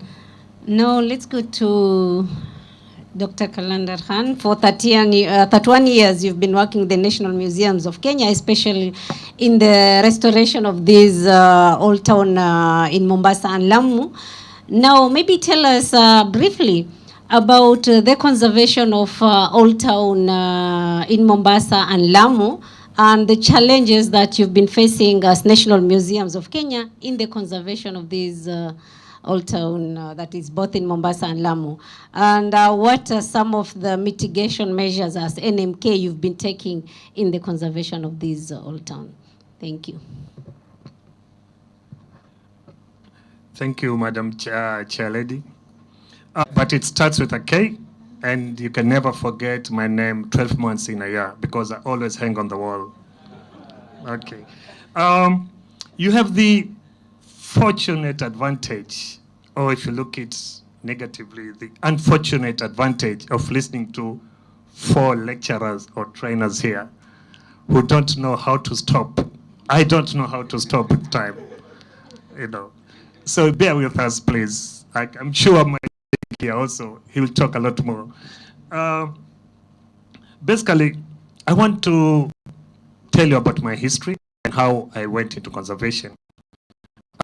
It is well secured and so on and so forth. Because I did a project you at can't keep a McKinnon painting Market, of 200 million. know. The McKinnon Market was to be demolished and put, a residential building was to be put up. I felt this is history, we are losing history, and I started doing a project, a university promotion from National Museums of Kenya, and I did a project. When I presented to my external examiner, my supervisor told me, Kalanda, you are in problem. I said, why? He said, your external examiner is an architectural conservationist. I remember her name up to today, La Belle Poussin. Said, if you do well, if she likes a project, you will have done well. If not, you're in problem. So I was a bit worried. I knew I did a good job. But then, after the external examination, my supervisor came to me, told me, Kalanda, go home and sleep. Just go and sleep. How many days have you not slept? I said, I've not slept for a week. I said, go home and sleep. So after that, I joined the Ministry of Public Works in Kilifi. I was not fascinated with new buildings, constructing new buildings. As an architect, there's a lot of money in constructing new buildings. You get professional fees. But my passion was in historic buildings. So an opportunity arose after 1 year. The National Museums of Kenya had done some studies in Lamu. The story is to study the historic city of Lamu, and they got some funding from the Dutch government. So there was a Dutch expert there who came with his ideas from Netherlands on how to conserve the historic town of Lamu. Those days, Kenya had a single party, that is KANU. They say KANU ni baba, KANU ni mama. If KANU says sea water is yellow, you have to believe it is yellow. Okay? You cannot say otherwise. So there was a lot of hue and cry about this conservation project. People saw it as a Eurocentric introduction in Lamu. I remember I worked very closely with my former colleague Jimby here. There was a lot of hue and cry. So I was contacted by the National Museums of Kenya because they wanted a Kenyan counterpart. Then there were so many issues. I was young. I wanted to make money, although I did not have passion in new buildings, and I didn't want controversy. The guy entering here, Athman, he was my mentor. He said, Kalanda, come, let's work together. And he mentored me. So you can see the relationship of the museum. It's always going around. So I joined them. I worked with this Dutch expert. He was very good technically. But in terms of public relations, he brought his ideas from Netherlands. If you constructed the way he did not want it, he would take you directly to the police station. If you take a person from Lamu to the police station, that is a big disgrace. Okay? So I joined, I talked to him, let's work together with the people, I think. It was important to work with the people. So we tried, Jimby knows, we tried very hard to work with the people. We were not accepted. Jimby was not accepted, I was not accepted. You know what they told me? What new thing are you coming to tell us? These buildings have been here for 400 years. What new thing are you going to tell us? Nothing. I said, yes, there's nothing more I can tell you, but you can work together. I will not work for you. I will work with you and see how we can conserve the historic town of Lamu for posterity. So I tried on my own to join a football team there. I was a very good footballer. Played football with them.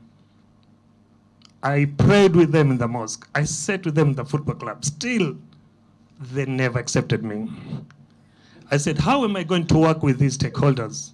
It is difficult. You cannot work because those buildings are not museum buildings. Those are private buildings. That time, Lamu was about to be gazetted as a national monument. How am I going to work with a hostile society of Lamu? And I was told, if you survive, Athman told me, if you survive in Lamu for 6 months, you can survive anywhere in the world for 60 years. That's what he told me. And my 6 months were about to end. And I said, no, I'm not surviving here. I just go back to public works and do something else. But then an idea came. I said, why don't I marry in Lamu? So I got a beautiful lady in Lamu. I married in Lamu. I'm still with her. And they start accepting, now you're one of us. You married us. Okay? So that's when I started working with them. That's when they accepted me. So I started working with them. We started looking for funds. At one point in that time, those days when I was working, Lamu was the richest museum in the whole of Kenya because we got a lot of funding from NORAD, from SIDA. Jimby can attest to that. But with money comes issues. Okay? We saw there was a lot of issues. Everybody was vying for this money, whatever. So we sat down and discussed, our work. Jimby is a very good conservationist. My work was overlapping with his work. His work was overlapping with mine. So we sort of agreed to disagree agreeably. Jimby, you remember that? And we divided, what Athman was saying, we divided these monuments into two. And that was coined by Jimby.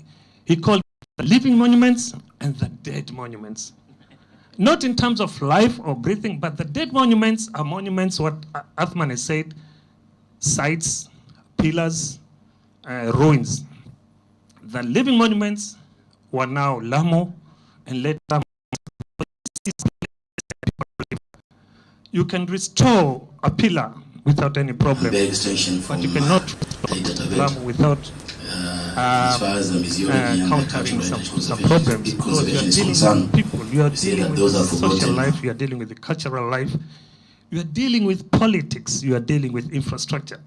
It's a totally different ballgame. After 1 year, I said, really, after marrying, well, before marrying, I wanted a transfer to go to Mombasa. I said, I'm not staying here, I'm going to Mombasa. Because of these politicians, my director told me, no, Kalanda, you will stay in Lamu. So for me, it was a big challenge to stay in Lamu.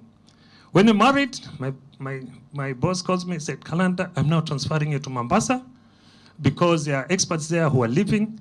I said, no, when I was a bachelor, you refused. I'm now married, I'm not going to Mombasa. That's what I said. And I stayed in Lamu, but then I had to go to Mombasa because there were UN experts there, or UNDP experts who were just finishing a report about conservation of Mombasa.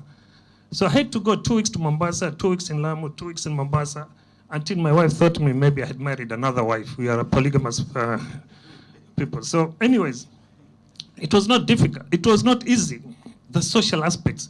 Finances were there in plenty. Jimmy, remember, we had a lot of finances. We could travel anywhere in the world. We could do whatever we wanted to do. We restored Lamu Fort. We restored streets. We introduced infrastructure. We worked together. But the social aspects were the most challenging things, how to deal with people. Different interests. For example, there were certain regulations that were there. You cannot do this, you cannot do that. But we had private interests who were more for money than for posterity. And they would always come to us. Sometimes they would even bribe us money. Please approve my plan. One day, there was a plan I had to approve, and somebody brought the plan, and after that, he gave me 20 shillings. Please go and take a soda. Those days, 20 shillings could buy a soda. I told him, how many children do you have? He said, 2. I said, okay, I've taken it now. Give 10 shillings to one child and 10 shillings to the other child. And that's how it was difficult. Whether it was a setup or not, I don't know. But it was difficult because they were told outside that museum is very strict in conservation. So you have to give them something small to make sure your plans are approved. Those were some of the challenges, the social aspects. Physical aspects, we could tackle them. Infrastructure, we could tackle infrastructure. Technical aspects, we were very well versed. Athman Lali, Athman Hussein, Jimbi. We have 3 panelists for this session, and we'll start with Mr. Athman Hussein, who is the keeper of heritage in the coastal region. And before then, I used to work with the National Museums of Kenya also. I worked for 6 years, and it used to be called protection zones. We had to work with how to protect Lamu for posterity. Later, of course, there was donor fatigue. We did not have a lot of funds. Now, the government had to chip in with funds, and the government did not have so much money to put into development. We restored, after some time, we got some funding from European Union. We restored quite a few houses in Lamu and even in Mombasa, and those houses were actually falling down, and we managed to restore. I think in Lamu, we restored over 50 houses that are still standing today. In Mombasa, maybe over 10 houses. We also worked on the infrastructure. And I think even today, social aspects are still a problem, but finances are even more of a problem. I know a country like Sweden maybe spends more than half of its budget on heritage, whereas Kenya, I'm sure 70% of the budget goes to education and defense, most probably. My biggest regret,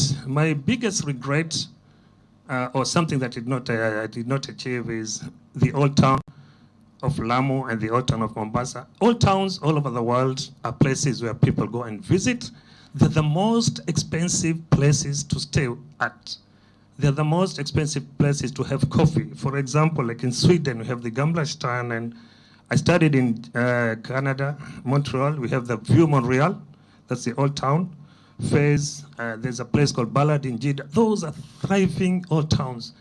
If you look at our old town today, Lamu, or Stone Town of Lamu, if you look at our old town, Mombasa, I'm sorry to say, but it is quite pathetic in terms of infrastructure. The infrastructure was designed some 60 years back.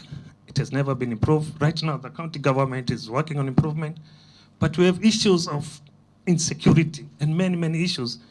And my only regret is we were not able to upgrade the economic livelihood of the local inhabitants, whereas we managed to do the technical aspects, the physical aspects, the social, cultural aspects. I think those were taken care of in festivals, but the economic aspects, I think that is where we have not really achieved our goals. Maybe I stop there. If there's anything, as I said, you know, we talk a lot, so I have somehow to restrain myself. Thank you. Thank you. You'll bear with us. We've been told that we are all lecturers here, so you'll have stories. Maybe just to finish your discussion, tell us something about what is the future now of these old towns in Lamu and Mombasa. We've been told that maybe for Mombasa, they wanted it to be accredited as a heritage site, but it was refused because of the new buildings that are coming up. What is the future of these old towns, especially in Mombasa and Lamu? Briefly, please. Yes. Yeah, I see you emphasize briefly, and I'll be brief. Basically, you know, one thing is what we did when I was working in the museum, we managed to entrench the issue of cultural heritage in our urban development policies. We have what is called the National Urban Development Policy. All other many policies, development policies, have not taken into account issue of cultural heritage. We managed to somehow entrench it in the National Urban Development Policy. I know Mombasa County Government came up with a plan, 2035, and one of its vision, it mentions heritage. So Mombasa Old Town as a heritage site for county government is important, and that one has been there. Lamu, I remember when there was a coal plant that was supposed to come up somewhere, there was what is called the Save Lamu group that actually fought against it and won the case, and the Lamu coal plant was not put up. So we have a lot of these civil societies and other government agencies realizing that without heritage, we are lost in this world. Thank you for that. Okay, now we go to Dr. Mbarali, and Dr. Mbarali will talk about the cultural and historical sites, sacred sites in the coast, and we've been told that there are over 65 sacred sites in the coastal region. Tell us more about these sacred sites, about their history, what are being done, are they attracting money or what? What is the county government doing maybe as far as these sacred sites are concerned? Karibu. Thank you, Professor Rokia.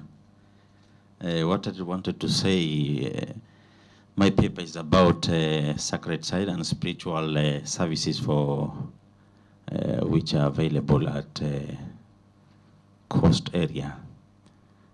Let me say in this paper I need some assistance from my brother Athman, and also my brother Kalanda, and the rest of the people who are in this field.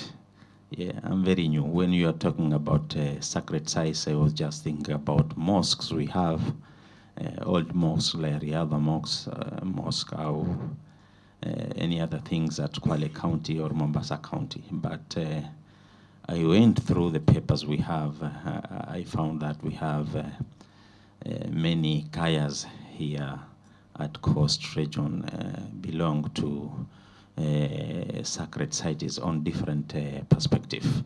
You can go through my introduction there. The interaction between the human culture and the coastal of marine environment in Indian Ocean region has over time produced a unique cultural products.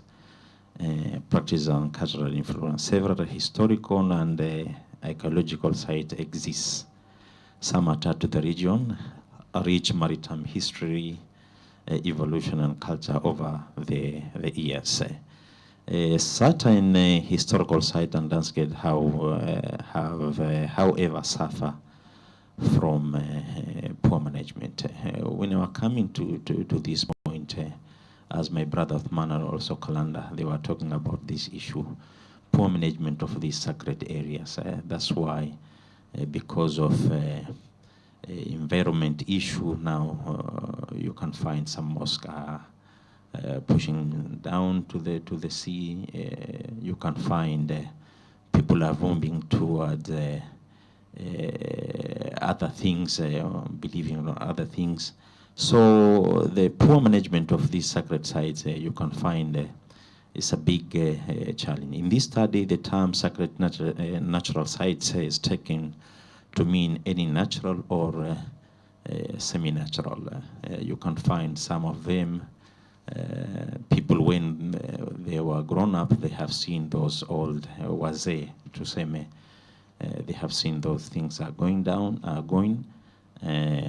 What I can add more is semi-natural. Some of them were built by different people on different perspective.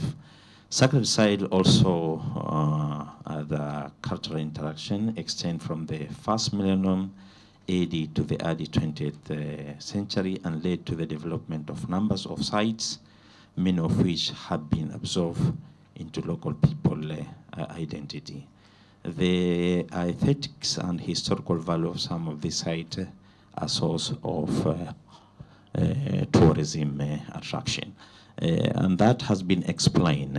Any tourist who is coming to coast area or any other country, you will find he want to see what of the purpose of these kayas, what are the purpose of this old mosque, what are the purpose of these old churches, taking some pictures here and there. And after that time, we are building our economy at the level of the country. Also, what I can add, sacred site, many semi-natural, those with monument or man-made alterations such as burial ground and natural sacred site have been protected for hundreds of years. To the importance to the global protection of both cultural and biological heritage. Traditional protection system of used in kayas. The main objective of the traditional management of sacred sites is to maintain their separateness or sensitivity by controlling access to them. More commonly, taboos and religious observation have been applied, regulation, access, and also conduct of the site, threatening dire punishment from the spirit world for those who floated the rules. Here I can talk about these kayas we have. When I come to Swahili language, utapata watu wa kaya wenyewe wameweka vidhibiti katika hizi kaya kwamba yoyote ambaye kwamba ataharibu misimbo au maeneo kama yale, basi wanaweza wao wenyewe kuwa na punishment ambazo kwamba zaweza kuzizuia hizi heritage kama hizi zisiweze kuchukuliwa na watu. Many of kayas have been preserved as sacred places and burial ground led by villages and ritual elders. Kaya means homes. The main part of kaya forest in the central clearing in the forest, which is metaphorical and sometimes historically littered home of the community. Conservation of sacred site and culture in coastal of Kenya. The conservation of coastal forests is split between number of organizations. We have number of organizations. They are following up what is going on in these sacred sites, exactly in these kayas. We have Kenya Wildlife Service, Kenya Forestry Service, and also the big organization, Kenya National Museum of Kenya. Mijikenda Kayas as a sacred site. The Mijikenda Kayas and sacred sites served in this project are found to be distributed across Kilifi. Some sites are clustered together, such as Kaya Bomu, Kaya Fimboni, Kaya Midzivumia, Kaya Midzivumiru, and also Mzizima, ST, however, and other different Kaya. When I see Mzee who is here, I think Mzee kidogo atatufafanulia kuhusu swala la hili zima na mpango huyu wa Kaya. I remember my brother Athman Hussein was mentioning that these sacred sites are about, Kayas about 25 of them. Why mainly, when we mention Kayas, we found them in Kwale County and only Mijikenda people. I don't know if we have any Kaya in Tana River or any Kaya in Lamu County or any Kaya within Mombasa Island. Why these Mijikenda people, they like this Kaya, and they took them as sacred areas. This is the map. You can see things. The map for those Kayas which are found in Kilifi County and also Kwale County. Different perspective. Sometimes these sacred areas you can find. When I was young, I heard the word Kayabumbu. When you hear the word Kayabumbu, is about fighting.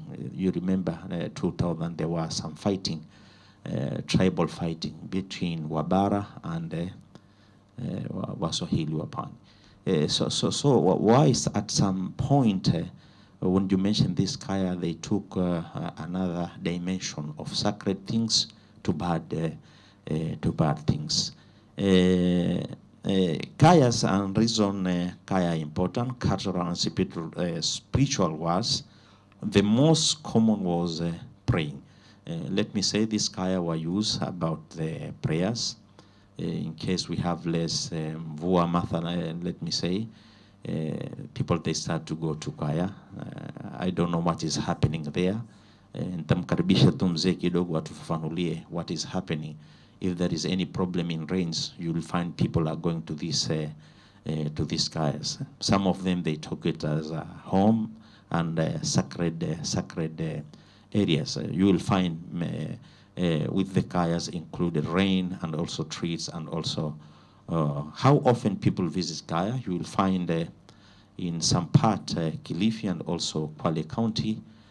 Most of the people they visit this Kaya mainly once in a year. One is what cultural perspective of or sacred things which are being done and at this Kaya. Why once in a year people are visiting this Kaya? Challenges facing sacred sites in coast region, lack of skills to maintain them. You'll find, in addition, the competition between traditionals and modern commercial. As my brother Athman has mentioned, there is a problem of modern technology now. Our younger brothers now, they don't care about these sacred areas. Also, what I can add, the coming of Sunnism, Wahhabism, the coming of religious things. People were forbidden to go there. They are being told this is shirk, this is what, and this is what. So for our new generation, what I can say, these sacred areas, some of our younger brothers, they are starting discipline there and to forget what is going on. All the older ones, what they were doing on that area. Our also challenges, major drivers of the degradation and deforestation, as you have seen, the current unrecognition and appreciate revealed traditional values. Key among these also loss of the sense of identity to the younger brothers, destruction of loss of much of Kaya forests, groves. This evidence in many places where there is a decline in value of traditional also not yet. Modern technology, as I have mentioned that, it has also affected this sacred area. State protection of the Kaya. In the response to this situation, 1992, the Kenya government began to recognize a number of these forests as a national monument under Kenya Antiquities of Monument Act. What you can see, Kenyan government has already taken a place to recognize this kaya from any destruction. Conservation strategies apply to the kayas. For conservation of the kayas to be successful, an attempt must be made to address this problem. We have to work very hard with national organization or Kenyan government through partnership, education, and also awareness why these kayas are important to us. Legal also recognition in case of any people want to ban those trees we have in those kayas. We have to take action legally on that matter. We have also institutional development. At least we educate people the importance of this kaya to remain safe. Conservation by increasing also our knowledge of kaya and coastal forest biodiversity in general be reflected in the local story, song, and also traditional. As we have here in Mombasa, soon we can have, as Madam Rukia has mentioned, Swahili Day. Why we don't have a day of Kaya Day, local stories, our kids to know what was going on those sacred area. With these few remarks, I can say thanks for listening.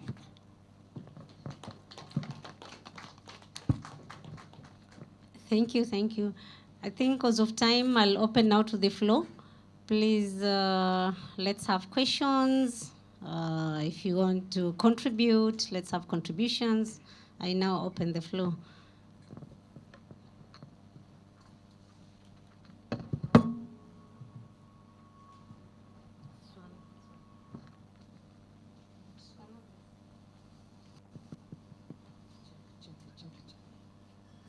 Check.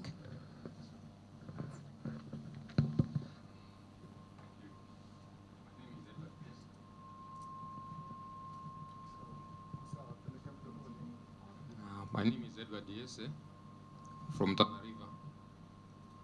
I want to declare my interest, first of all, because I've been at the forefront trying to bring to fore some of the sites in Tanariva which require conservation. But I also want to record my appreciation because I've seen some of my colleagues have been following in national museums. They are virtually, all of them are virtually here.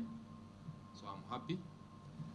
I also want to acknowledge the sentiments which were raised in the morning, that researchers tend to have a weakness of carrying out research, presenting very good papers, but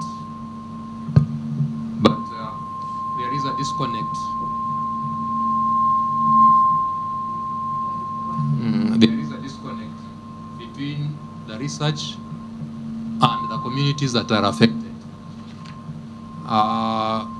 Particularly on this issue is a site at Ingao in Tanariva, where there are two sites at Ingao that are in a horrible state. And whenever we approach national museums of Kenya, somehow we face some hurdles. We don't get any feedback. Now, what do we do in order to safeguard this history that is going down?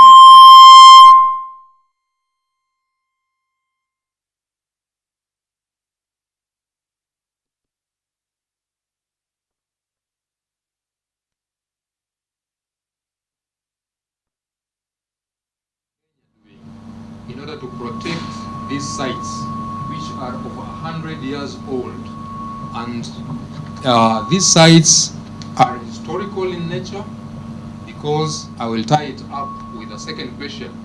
You know, in our history, we know that there was the First World War, the Second World War, there was heavy presence of the British and the German soldiers in Tanariva also. I don't know how national museums of Kenya identify sites for preservation and conservation. History tells us that there were sites at Witu, there were sites at Garisen, but I've never had national museums of Kenya trying to go to the roots and identify some of these sites and conserve them The mission at Ngao is good that at least the keeper has clarified about the conflict, where the minute you talk of church or mosque, then there might be a challenge that we are not sponsoring such.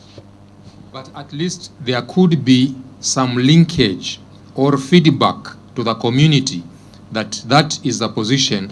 Then national museums, as our experts, can come and guide us accordingly on what next should be done for us to conserve these sites. Because to me as a person, having 2 sites or more collapsing, and this is the history of Kenya, it's not just the history of the Pokomo, it's the history of this country, it's the history of East Africa. You remember all the missionaries coming through Tana River. Asante sana. Apart from being a media in Kenya, I also there's an organization called AIDO International, of which I'm in charge of their media staff for the international. And these guys are dealing with culture. I happen to be with them, and then they invited me one time to Ghana, and we went to see their sites, and I realized that Ghana, they didn't left their culture.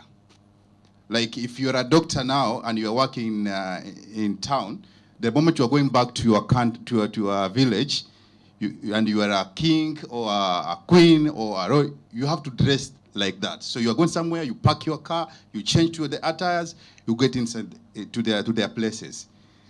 So this organization is coming to Kenya. There are people who are living abroad. Some went there as slaves. Some are they went there to look for their life. So the events happen in South Africa, Jamaica the other day, in the US, but now they're coming. All the African guys are coming here in Pride Inn.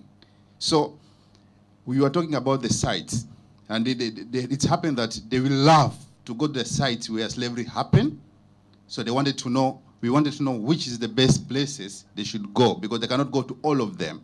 Maybe this is a discussion we can discuss after the meeting, and you can help us.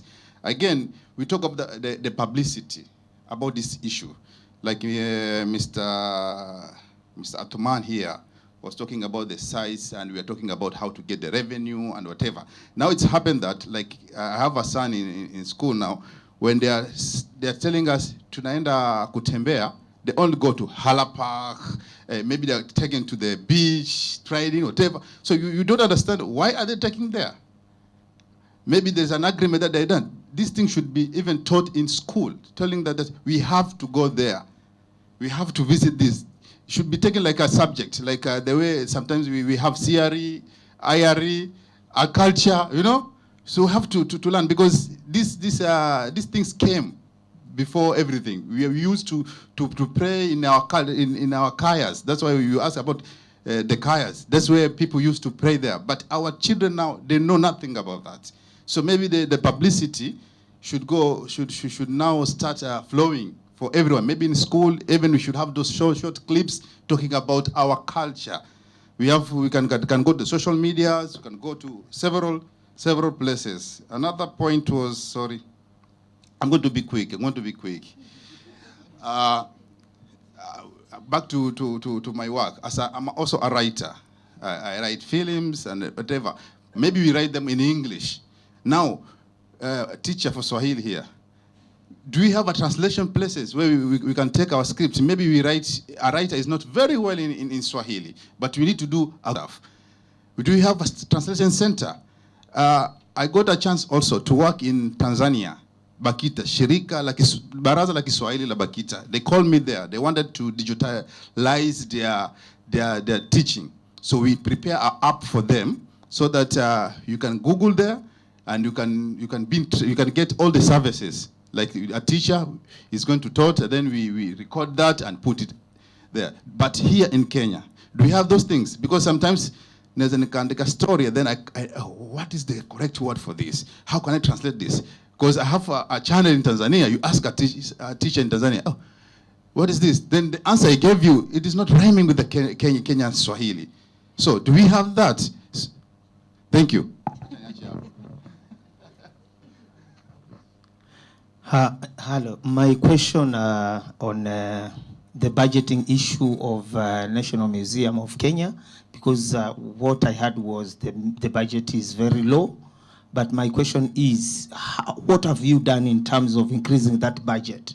Because nowadays in Kenya, I think the budget process, you need to lobby either the government, and because this is a national museum issue, I think the lobbying should be done through Kayas and other places where communities, they feel like the issue of a museum is very important to them. Because sometimes when we talk about budgeting, if you fought as a National Museum of Kenya, the government may not end up giving you that money, but it's a lobbying issue. And this voice has to come from the communities themselves. So what have you done to bring together the communities who are benefiting from these museums, for them to raise the voices to the government to make sure the government put this as a priority when they're doing their budgeting? Another question is, you have said there's an act in Parliament, which now is going to change everything in terms of county governments to be part of the museums or to take over the museums. But now we're in the middle of already counties are doing their county development plans.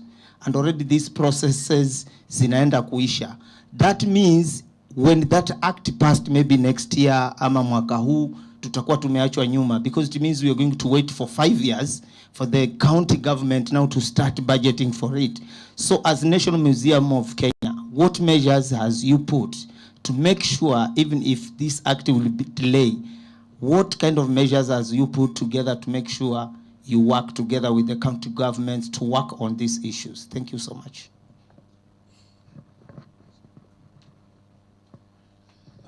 Thank you for the presentation. I think we have learned a lot from you guys today. My question goes back to Dr. Kalanda Khan, as well as Athman Hussein. You know, we were told that you got support from European Union, and in that support, you are able to restore 10 houses in Mombasa. And then you are able to restore 50 houses in Lamu. My question is, what has happened then? How comes that the old town of Mombasa is stinking today? The custodian of Mombasa Old Town and Lamu Old Town is National Museums of Kenya. National Museums of Kenya, what are you doing? You know, Mombasa is pathetic. You know, the whole sewage is on the tarmac road, rather than in the pipes and all that. So it's like, you know, has it defeated you to take care of Mombasa, or what is happening?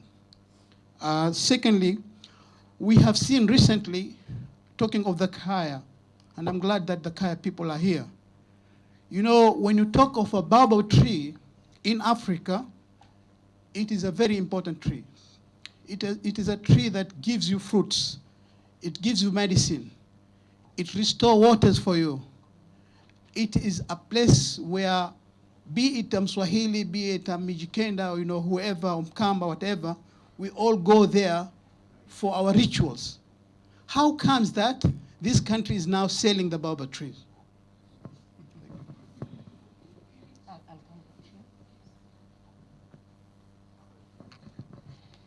Okay, good afternoon. My name is Maska Mohamed.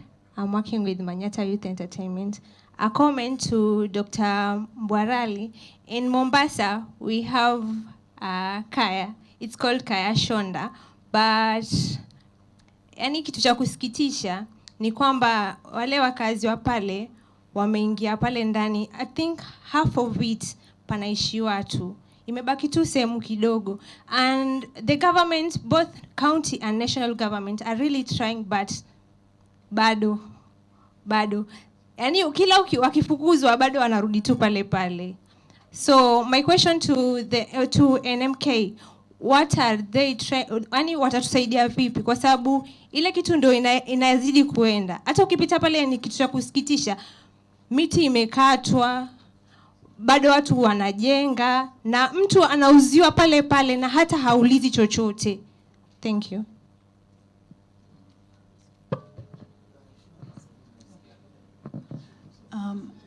Yeah, I mean, mine is more a comment than a question, really. So I was just I wanted to refer to Athman's one of the statements about this museum word that we keep using. Number one, and this concept that people think that the museums always have a lot of money, and I want to just support him in his thing that